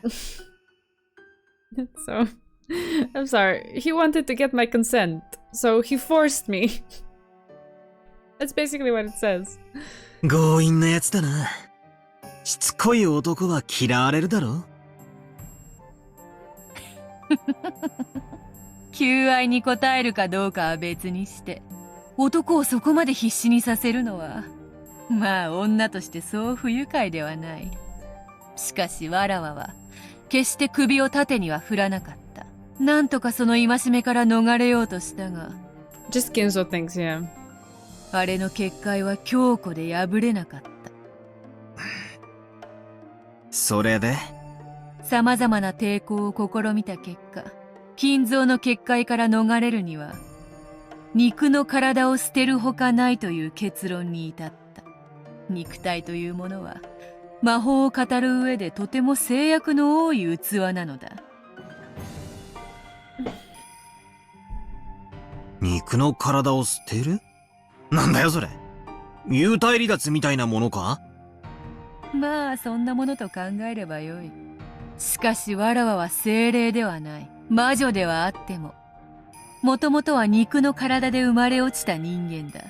そのわらわにとって肉体を捨てるということは死を意味するほどではないにしても、それに準ずる覚悟が必要だった。それはつまり自殺することでしか解放されないと決意したって意味なのか？自殺ではない。あくまでも肉の体を捨てるだけのことだ。もちろん魂だけになるのは心もとない。魂は肉の体を出れば太陽の強い風に絶えずさらされてしまう。それによって吹き散らされないように自らを維持するのはわらわとて容易なことではない。できることなら避けたい最後の手段だった。しかし金蔵の結界から逃れるにはそれしかなかったのだ。何しろわらわは自由人。金蔵の生が果てるまでカゴにて飼われるのはごめんというもの。I like how Battler is casually trying to interpret it in a realistic way just on the side. I mean, yeah, that's the whole point, right?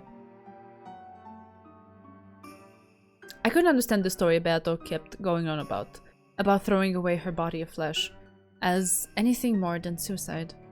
Grandfather persistently courted her, and to escape from that, she chose her own death?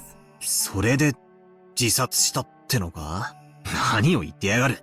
当のお前はそこでのんびりガーデンチェアに腰掛けてるじゃねえか。そうだ。それこそが金蔵によって与えられた新たな檻だったのだ。檻？この屋敷のことか？違う。そこのガーデンチェアにてくつろぐわらわの体のことだ。金蔵は魂となって抜け出そうとしたわらわをそれでもなお逃すつもりはなかったのだ。いやいや恐ろしいやつ。普通は片思いの女が死んでみせれば100年の恋も冷めるであろうに。だからこそあれも魔術師の端くれなのか。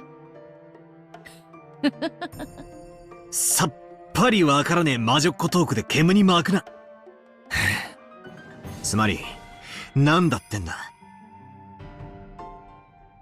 金蔵は魂となったわらわすらも逃さなかったということだ。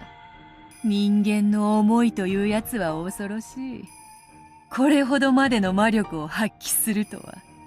死者の魂をつなぎ止めるなど、それを専門に弓道する魔術師でもおいそれと至れぬ境地よ。わらわはそれを知るからこそ、金蔵の恐るべき魔力にその時初めて驚愕した。そして金蔵はわらわの魂を捕まえ連れ戻したのだ。だが魂を捕らえておく檻は鉄でも鉛でも作れない。ただ一つを除いて。なんだよ、魔法の檻だとでも言い出すのかよ。違う。わらわやそなたのようなこの肉の体だ。肉と血でできた檻だけが魂をこの世につなぎ止める。金蔵はわらわの魂をわらわと瓜二つに作り上げた肉の檻に。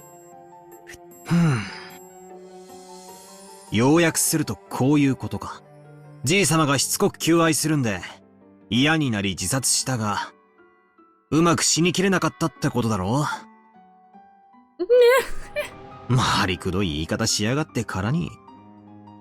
いいや違う。わらわはホムンクルスの種子に魂を閉じ込められ、試験管の中より生まれ入れたのだ。はあ？バカバカしい。そんなのあるわけねえだろ。生命を生み出す奇跡すらも金蔵は成し遂げたのだ。わらわの魂を閉じ込める檻にするためだけにな。己の恋心だけでこれほどの魔力を見せるとは、つくづく恐ろしいやつよ。もうさすがにバカバカしくなってきたぜ。好きなだけ言ってろってんだ。俺は何も信じねえぜ。勝手にやってやがれってんだ。なんだその不愉快な態度は。最初は何か重大なヒントが隠されているだろうと多少の興味を示したが、聞けば聞くほどおかしな話になっていく。魔女を否定するゲームのはずなのに、いつの間にか魔女話を鵜呑みにさせられていく気がするぜ。悪いがこれ以上耳を貸す気はねえな。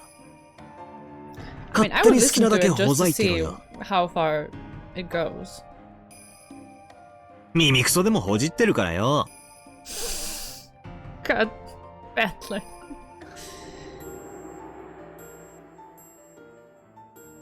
When I started showing a cold attitude, Bato acted unusually discouraged. Of course, her expression was still brazen, but I had the feeling that I was able to catch a glimpse of loneliness because I hadn't found the story of her past interesting.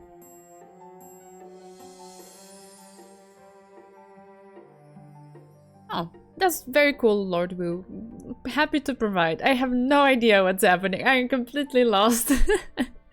But I'm glad, I mean, at least there is hope for it to also click for me sometime in the future. So, thank you for that.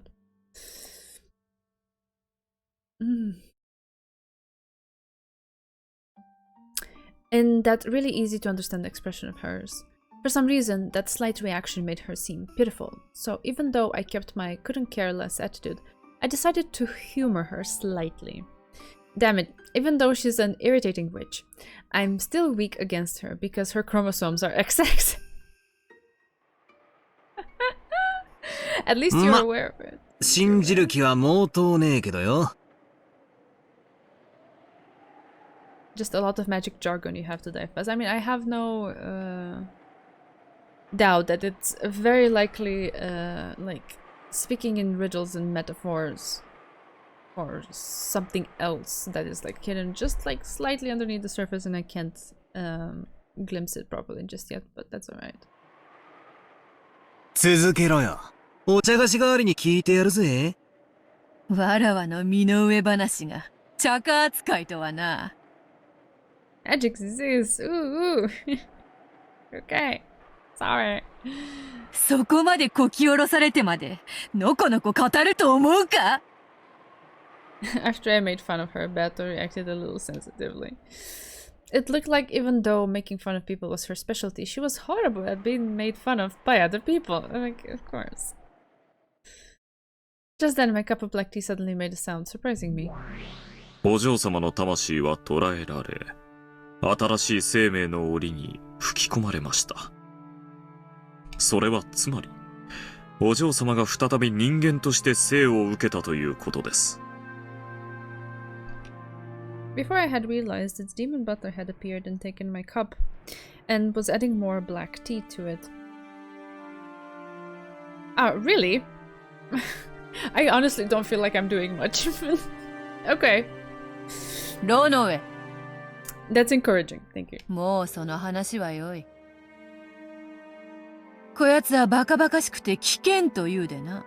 わらわもバカバカしくて話す気にもならぬ。新しいクッキーを今焼かせているところでございます。それまでお茶菓子代わりにお嬢様の昔話がちょうどいいかと思いまして。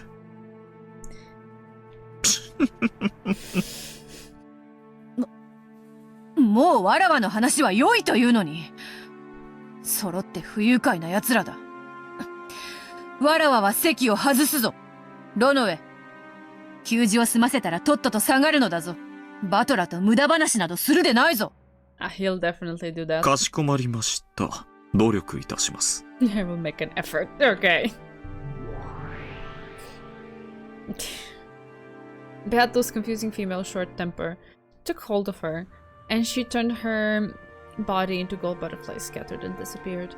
After that, only Ronoe and the scent of the black tea were left. なんだか、俺が怒らせたみたいで気分が悪いぜ。ご自覚があられるようですので、これ以上申し上げることはございませんよ。ちょっと待てよ。とどめを刺したのはお前だろうが。はって、何のことやら。お砂糖とミルクはいかがですかな？ミルクだけでいいぜ。あと、お茶菓子も欲しいな。クッキーが焼けるには、まだ時間がかかりますよ。チャカの代わりがあるって言ったぜ。かしこまりました。ご清聴をいただけるのでしたら、続きをお話しいたします。No idle talking. Mm-hmm. ホムンクルスがなんとかって言ったな。一応は知ってるぜ。あれだろ？錬金術高で作り出せ。人造人間のことだろ？はい。Fate is leaking into Umineko. お嬢様の魂は、ホムンクルスに閉じ込められ、再び赤子となって生を受け、この世に蘇ったのです。しかし、赤子でございますから、金蔵様が愛を語ろうとも、それは無駄なことでございます。Not to mention fucking creepy. まさか。Beatrice is Julia's feeling. じい様はその赤ん坊をこの隠し屋敷に。同じ年に成長するまで閉じ込めたってのか。はい。そのまさかでございます。しかし、魂は同じといえど、人間の魂は、その器に強く影響を受けます。お嬢様は、かつての記憶をすべて失われ、ごく普通の人間の少女として成長されました。それが、そこの Yeah, ガー I デンチ don't ェアに even 座っ want てる to entertain ベ the アートだ thought っ too ての much か。 because it makes me just shudder. Okay. From the very beginning, when she mentioned something like she grew there ever since she was born or something like that. I was like, hey, are we talking children here? Like from newborn to adult? That we're talking about? Okay. Not gonna entertain the thought too much. Like, I don't want to know the details. It's okay. We can move on. はい。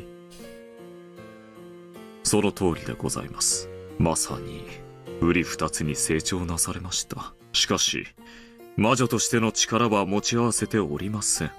あくまでも、人間としてのお嬢様なのです。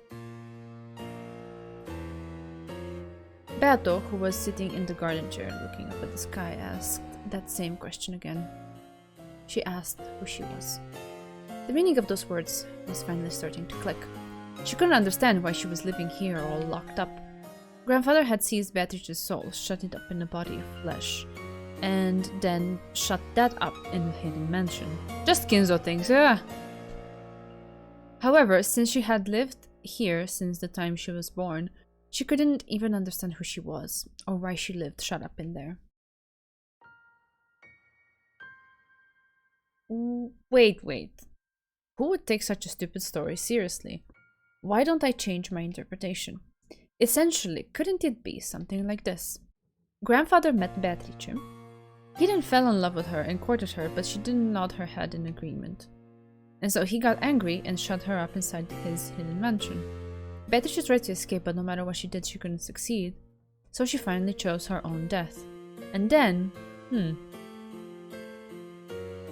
maybe there was a girl that looked just like Beatrice. No, a baby. No, I'm imagining other things in the background for that, which make it so much worse. Oh god.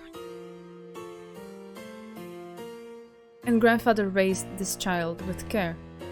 But maybe grandfather didn't view this child as his daughter. Oh god.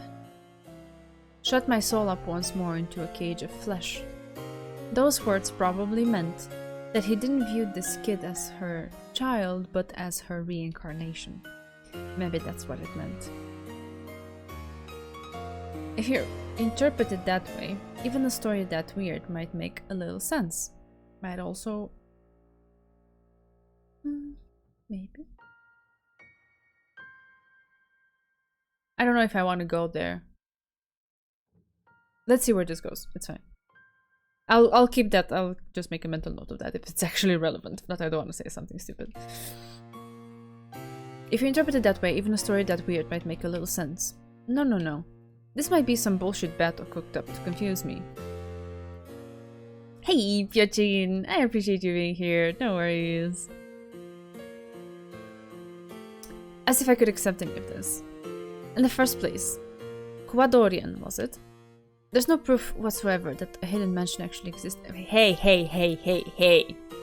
Where are we going here? Aren't we spinning in circles? Weren't you basing your entire argument in the opening of this? Didn't we spend a full hour on the fucking ravens? Based on the theory that there was a 19th person that was hidden in the island in a hidden mansion. What is this? What are you doing? Couldn't this be something she just fabricated on the spot? 六軒島の森の中にはクワドリアンという隠し屋敷が実在します。Alright, there it is. I didn't know I could use red truth. Okay. それが今話をしていた場所です。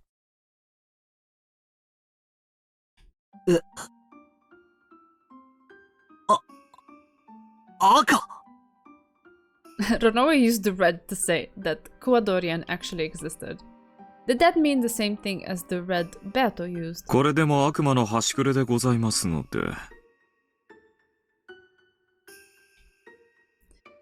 Even if I'm not much of one, wasn't Beatrice saying that you're like, I don't know, whichever rank in hell and so mighty and powerful and stuff? お嬢様には内緒にしてくださいね。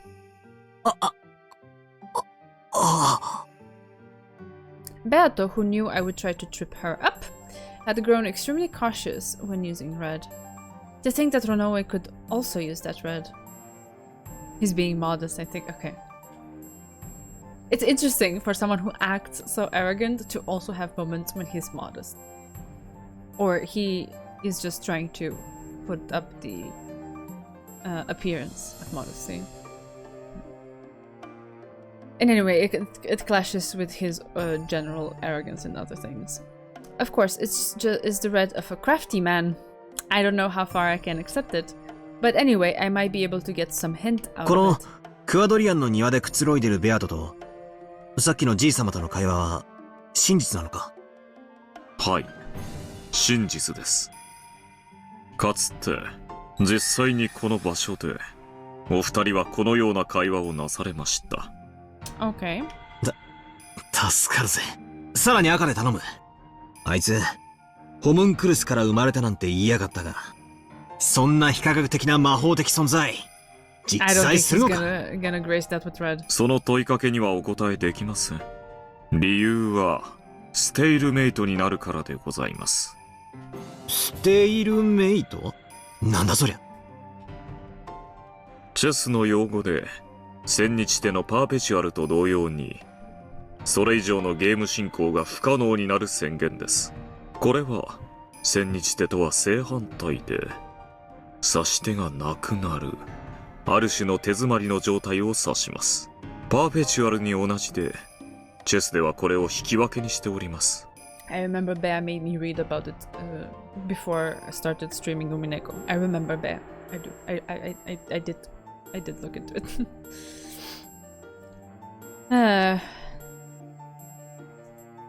Wondering how many figurines are on that chessboard. I don't know. ただし、お嬢様とバトラ様のゲームでは引き分けがございません。ですので、ステイルメイトになる質問には赤でお答えすることができないのです。よくわからねえこと言って煙に巻いてるが、つまりホモンクルスなんて魔法的存在が実在するって赤で言えないからごまかしてるだけなんだろ。仮に私が赤で魔女は実在すると言ったら、バトラ様はどういたしますか？ Yeah, you're out of moves. That's right. それを信じるか信じないかで、俺たちは大喧嘩してるんじゃねえかよ。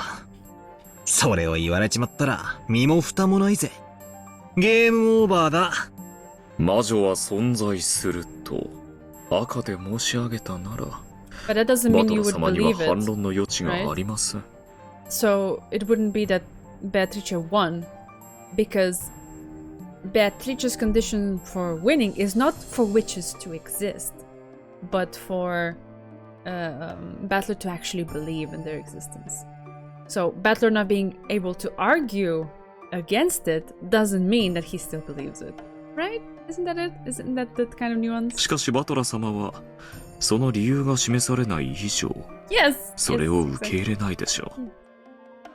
しかし赤で語られる以上、反論の余地もなく証拠も示されない。この場合、バトラ様は敗北を認められないにもかかわらず、反論の手がなく手詰まりとなってしまいます。Okay, thank you.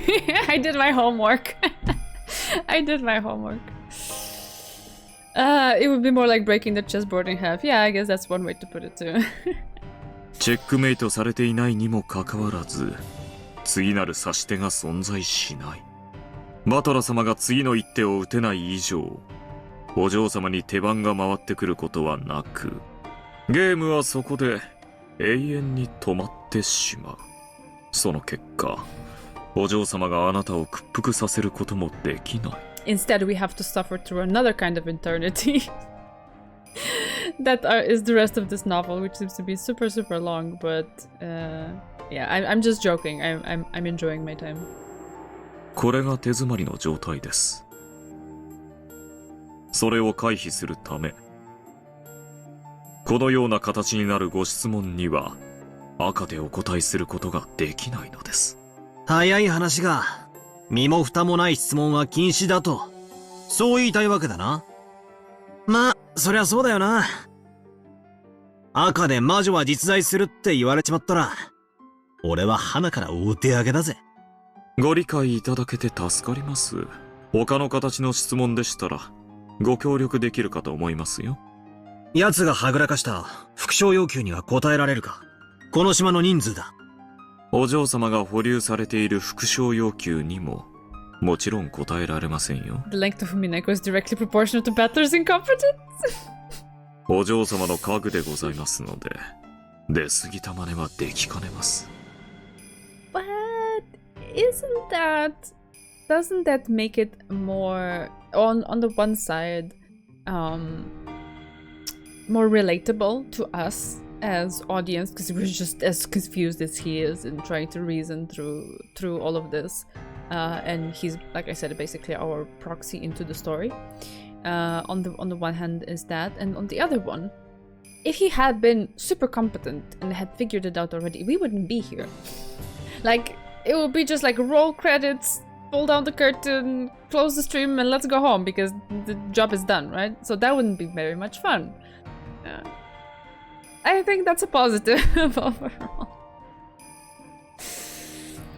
I don't know, I made an exaggerated gesture trying to act like a loyal retainer. There it is. This guy's so shameless. 一瞬でも使えるやつと思ったのによ。諦めて他の質問を探すか。そうだ。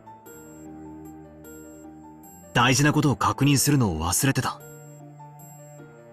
Almost like we are reading a story. I mean, yeah, we are.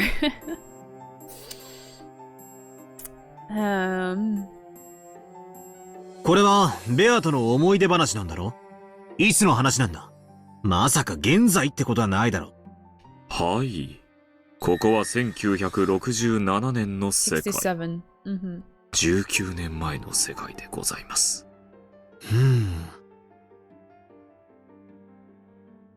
Let's go through the story one more time. I wonder if it couldn't be something like this. Grandfather had a person with whom he fell in unrequited love, called Beatrice, and he confined her in this hidden mansion and continually courted her. But she was stubborn and didn't say yes. Eventually she grew pessimistic about being unable to escape from here. Probably committed suicide. And then her soul was put in a homunculus and... No. If I accept that, it's the same as accepting the witch. I can interpret that part like this. She probably left a daughter behind when she died. Yeah, that's one side of it. That talk about the soul being put in a new body probably meant that grandfather raised that child believing it to be the reincarnation of Beatrice. Yeah, of course, because he's delusional like that. Sure. In that case, Beato must have existed on this island for at least the last 19 years as a 19th person. Oh, interesting coincidence, 19 years and 19th person. And then,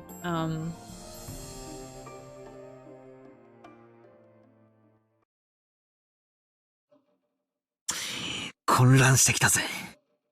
いずれにせよ、憶測の域を出ない。確実に赤で言えることは、1967年の六軒島の隠し屋敷に、人間としてのベアトリーチェが存在した。それだけだ。その通りでございます。1967年の六軒島の隠し屋敷に、人間としてのベアトリーチェ様が存在した。ああ、サンキュー。助かるぜ。おめでとうございます。これでバトラ様の19人目のコマは、その存在がはっきりしました。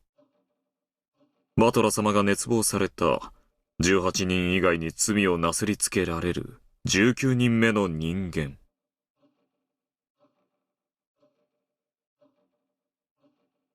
いかなる罪をもなすりつけることのできる生贄の羊。それがお嬢様とは実に愉快。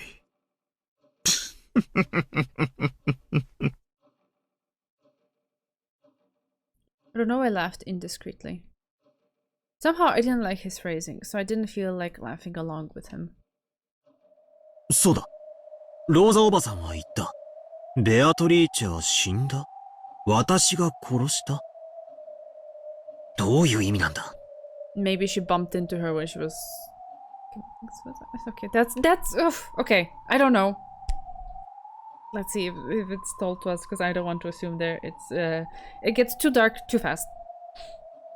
それは私の口から語るよりも、実際に顛末をご覧になった方が早いでしょう。少々、時計を進めましょう。Ronoe pulled a stylish pocket watch from his pocket and made to wind the crown. As soon as he did, I saw gold butterflies gather behind Ronoe's back and take the form of a person.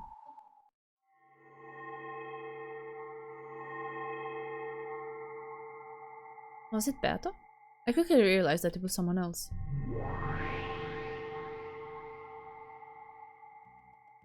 It was her, the oldest sister of the Seven Stakes, who loves tormenting me more than anything else. Yay. If I don't think myself lucky to see that sexy ass, oh wow. Wow, Battler, what are we making me say? I won't be able to play along with her torture game.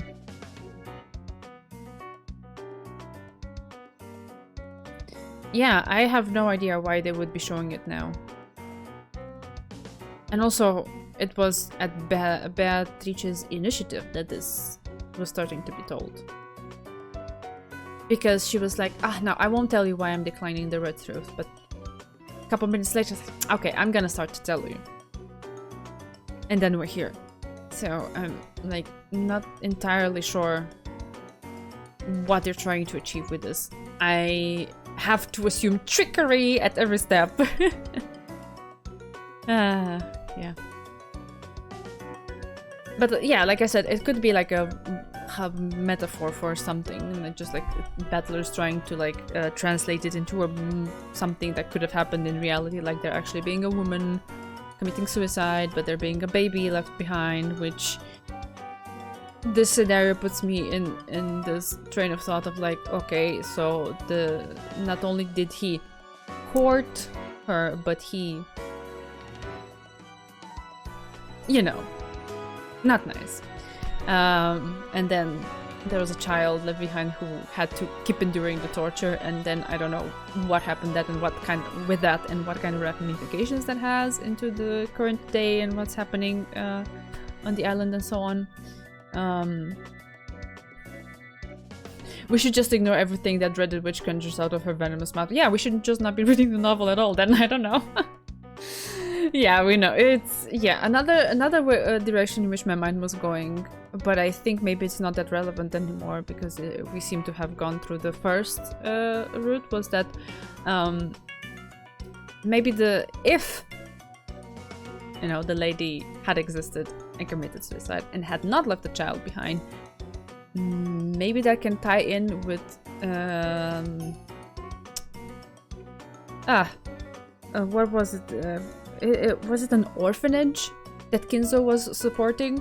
I mean, in an orphanage, you can find children who don't like have parents that they know of, and so a child who comes from that background could potentially be metaphored into a homunculus that was like created, but is, you know, parentless. That was where my mind was going, but I have no idea.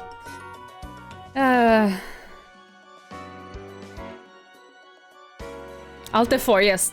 Immediately. These kind of questions might help you understand the why. Yeah, okay. I'm all down with exploring all of this. Like, I'm sure something must come out of these. Like, we're not going through all of this information and flashbacks and so on with no purpose. I'm pretty sure there's a purpose to everything.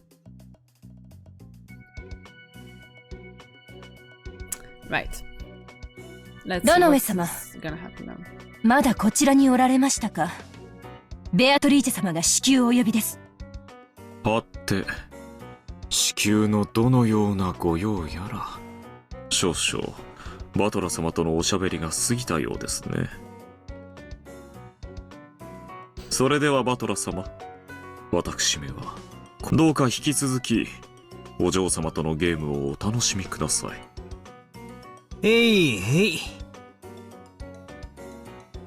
せいぜい楽しむぜ。あんたはデアとより話が弾むからな。赤も気前よく使ってくれるしよ。Use the red more graciously. ぜひまたおしゃべりに来いよな。Yeah. I don't remember the full details, but yeah.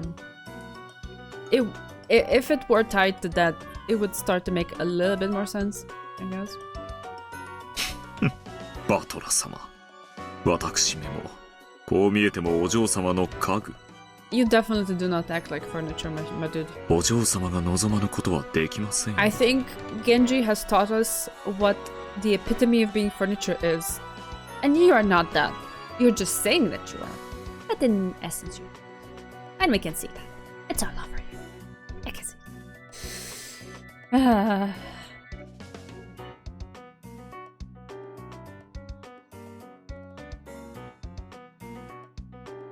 私が語った赤は本来ならお嬢様が自らの口で語るべきもの。Yeah, but who decided that you're her? I think it was you. Quite independent and autonomous for furniture. へそを曲げてしまわれたお嬢様に代わって赤き真実を披露したに過ぎません。やっぱ俺へそを曲げてたよな。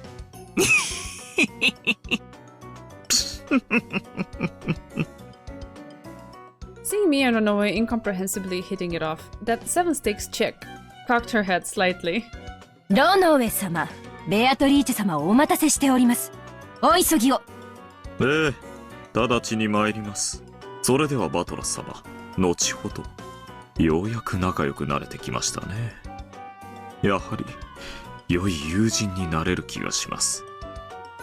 ベアとの陰口仲間ってことならな。ロノウェ様 Oh god. The rumble on this controller is so good though, and it's so well used in the novel. Like it's not there all the time, but when it's there, it actually has the effect that I don't expect it, and like it really emphasizes the moment like this. Or like was it last time? Yeah, it was last time when Beatrice just appeared out of nowhere and the controller vibrated like furiously. I was like, oh my god, okay, what's happening? So good, so good. はいはい。I recommend it if you have a spare controller and you want to like replay through the game, do it like that as opposed to a mouse and keyboard. それでは失礼いたします。It really punctuates the moments that needed.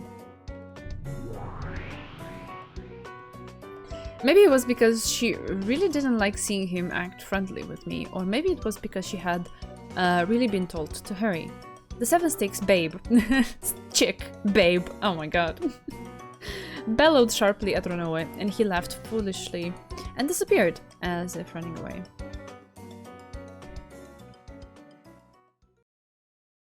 Huh. 煉獄の七杭が長女のこの私が、この程度の用事で呼びつけられるなんて。ベアトリーチェ様も、この程度なら他の暇そうな妹たちに言いつければいいのに。何をカリカリしてんだよ、姉ちゃん。腹減ってんならクッキーでも食えよ。Have a cookie. 最後の一枚をくれてやるぜ。気が利くじゃない。なら、一ついただこうかしら。I lightly pushed the snack plate with the last remaining cookie on it over to her. ありがとう。I'm scared.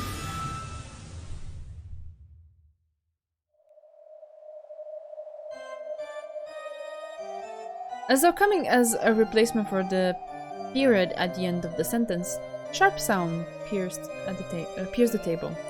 The nails on 3 of her fingers had sharply extended and were stuck. In a hair's breadth into the gaps between my fingers. A hair's breadth into the gaps between my fingers on the hand I had used to push the plate. It had happened in an instant, so for a while I didn't even realize that her fingernails had grown. The tips of those sharp nails were like blades with a red manicure. The spaces between the bases of my fingers prickled. Those razor-like blades were sticking sharply into the back of my hand and into the spaces between my fingers. But those 3 blades, my carelessly outstretched right hand was... Sorry, by those blades, my carelessly outstretched right hand was not even permitted to shake, and all I could do now was allow a single line of cold sweat to drip down. ひゅ姉ちゃん、そろそろ爪を切った方がいいぜ。ルシファーよ。それが誇り高き私の名。ベアトリーチェ様にお仕えする名誉ある家具、煉獄の七杭が長女。他の面汚しな愚昧どもとはわけが違うの。それに見合った敬意を示さないと後悔することになるわよ。どう後悔するんだか。俺には見当もつかねえぜ。バカな子ね。そんなに遊んでほしいの？そんなに忘れられないの？私の悔いを思いっきり奥の奥までねじ込んでたっぷりえぐって楽しませてあげるわよ。くそったれ。いつか押し倒して同じセリフ言ってやるぜ。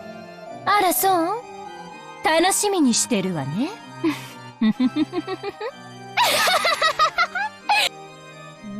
My god. Ah, yeah.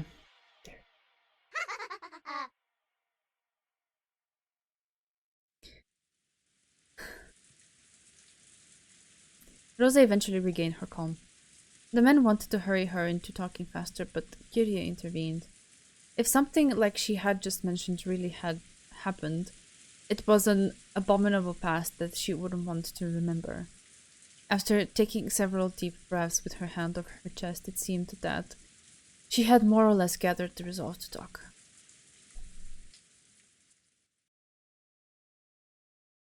あれはいくつの時だったのかしら。多分中学生か。よく覚えてない。とにかくそのくらいの頃だったと思うわ。ってことはだいたい20年くらい前ってとこか。あの頃の私はあまり成績が良くなくて、いつもお母様に怒られてばかりだった。Okay, we don't want to go too deep in. Yeah, alright. Probably it's gonna be a long one. You're right. You're right.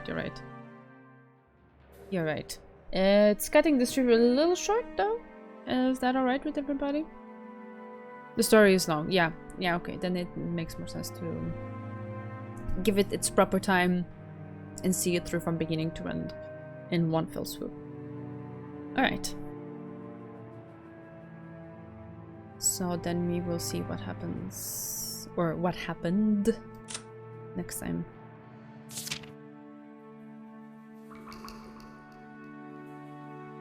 Alright. I don't see how this is gonna go in the direction of talking about zoos, but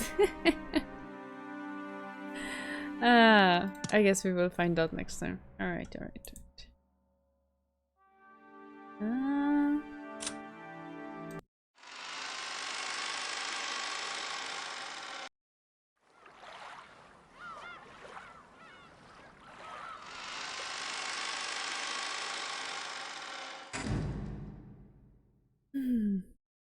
We can talk about Onoe now. Alright, what do you want to talk about him? He's so cool. He's definitely a joy to listen to. His voice actor is great. And he's an interesting, refined presence in the novel. Can't say I necessarily like him though, because he's like engulfed in this air of like trickery. Everything he says feels to me like it has like a double meaning. He doesn't seem to be like, it seems he is in some ways maybe possibly forced to be Beatrice's servant, but he doesn't seem to me like he is really fully on her side. He's entertaining all of these conversations with Battler and so on. He makes fun of her behind her back and stuff like that. So when someone is like double-faced like that, it makes me like, it distances me from them even more, because I'm like, I don't know what to feel about you. Like, I can appreciate the positives and the fact that he bakes. It's great. But yeah. I don't know, I'm like on the edge, on edge every time he's around, like, what does he mean? Character tooltips. What do you mean? Oh, thank you. Yeah, I have a bunch of these, and I'm like, I should get them out and use them. Also, I'm not using my larger headset because I'm just destroyed by the heat. I hate summer. It's so uncomfortable in so many ways. Yeah, so that's why I'm kind of like doing this kind of your forger kind of thing with my hair tied at the back, because otherwise if I let it down I'm just gonna be super hot even with the AC on. And yeah, I don't want anything else on my head or stuff, so I thought using the small headphones and then like maybe doing a little cute accessory would work. I have a bunch of these, so I'm gonna cycle through them. You're gonna see them all. We learned so much today about Raven's oh my god, I don't know how to pronounce that in English properly. Homunculi? Is that it? Something like that. And cookies. Yes, we did. It's something an Umineko witch would wear. Aww. Witch of Twitchness. Oh, you're so sweet. You sound like Kevin now. Oh, that's so sweet. Thank you. Yeah. Yep. Yeah. I'm curious where the story goes. There's a lot of juicy details coming out. I'm looking forward to that because I feel like while there were like extra things about the characters inserted in the previous episode, I felt like a lot of it was centered on just the ridiculousness and over the topness of what Beatrice was trying to do in the game. That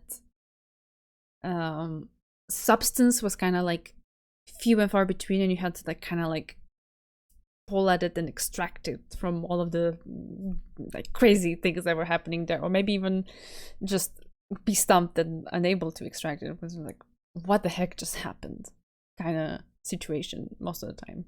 But here I feel like we're diving a little bit more into I love backstories, so yeah, give me all of that. I liked the part with Eva, it was interesting. This part with Beatrice is also okay, an interesting tidbit. Makes us like hypothesize how that could translate into a real world without the magic part. Gives you something to think about. And now that we're gonna see Rosa's perspective too, I'm looking forward to it. So this episode started off much better. I'm enjoying myself. If you love backstories, Rikishi is literally the best VN author out there. Okay, great. So I'm in the right place. I'm reading the right novel. Then. Generally speaking, I love stories and, or maybe better said, I love characters and their stories. Do you like Beatrice more? She's definitely much more palatable. But I don't know if I don't know, because again, I'm still like on edge when it comes to her, because it's hard for me to take anything she says or does as something that doesn't have like a hidden agenda behind it.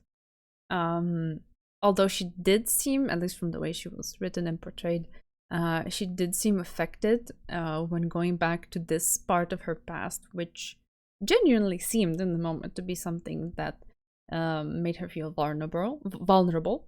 And so she tried to share it, but then Battler did not believe it and kind of ridiculed it a little bit, or just, you know, didn't take it at face value at all.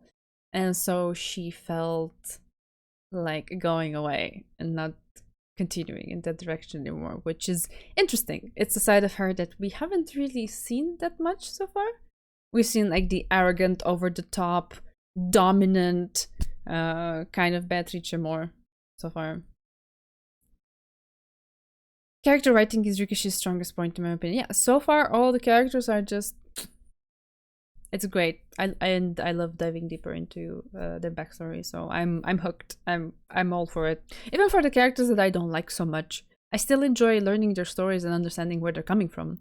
I might still like not agree, and I might empathize up to a point, but past that point I might condemn them for certain actions or decisions or whatever. But that doesn't mean I'm not enjoying just discovering the character and yeah, just seeing what led to who they are in the present.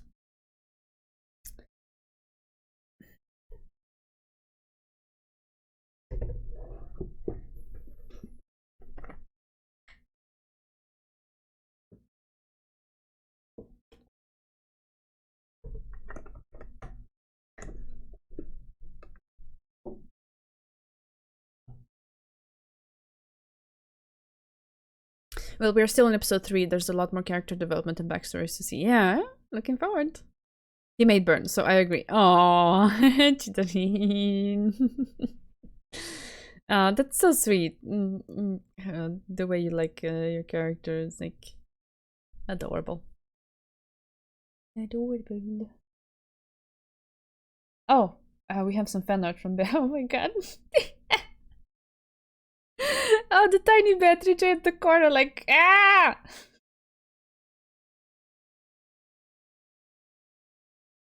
Oh, so cute. I can't. It's so cute. There's even Goda's backstory. Alright. Torena from Higu is his best character. Ooh, okay. Interesting. I know nothing about those characters, so the name doesn't say anything to me. Maybe I've seen images.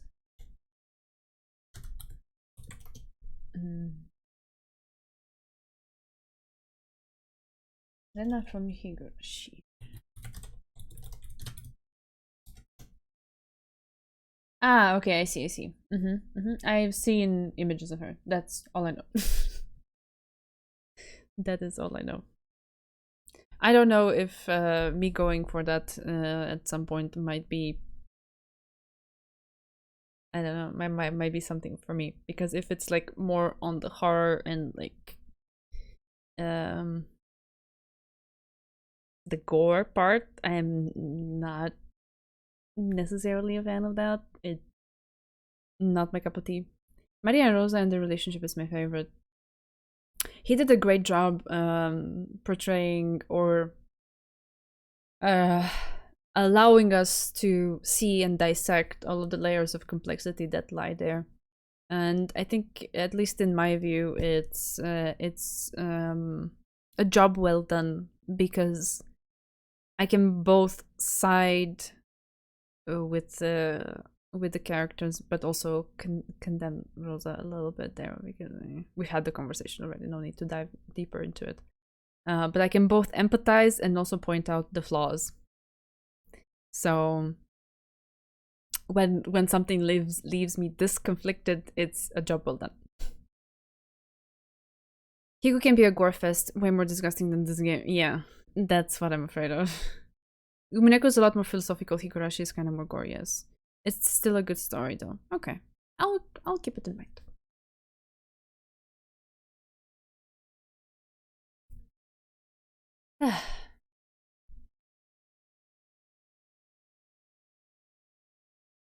I kind of don't think Higurashi is a gore fest, only the Higurashi animes are. Okay. I don't know. I'm just going off bits and pieces that I just stumbled across on the internet in my... Like, how many years has it been since I've been watching anime?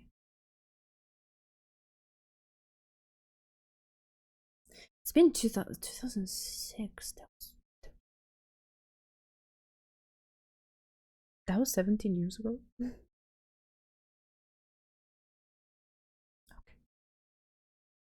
Okay.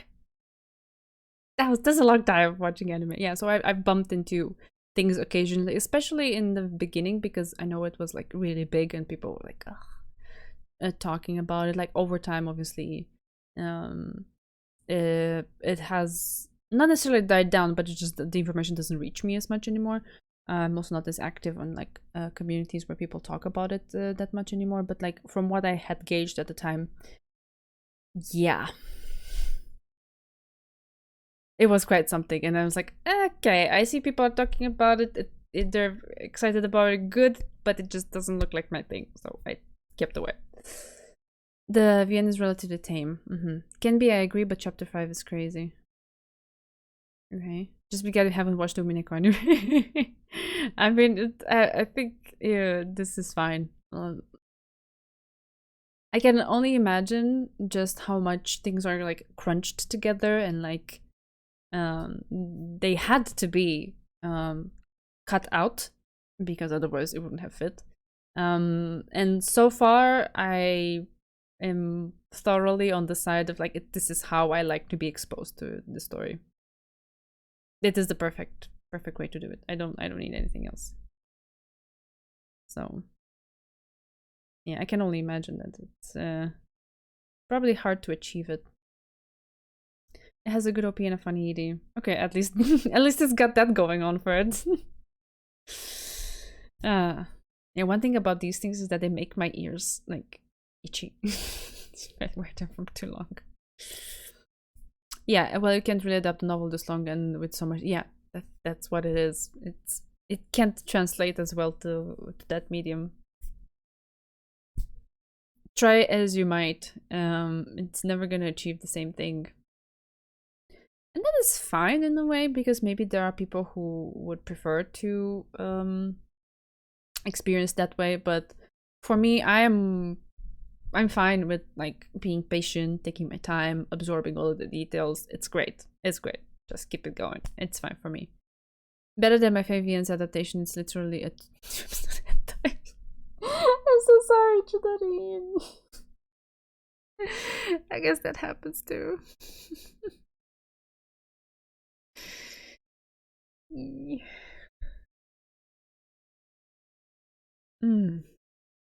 Yeah. Alright. I'm pumped for next time. I'm happy to have had you around again for awesome chats. And yeah, let's see where the story goes. For now, I will take my leave so I can probably rest tonight because I've been running on kind of low sleep for a few nights already. And I will wish you a nice weekend. Take care of yourselves. And next week, regular schedule. We'll keep going. Really pumped for it. Thanks so much again.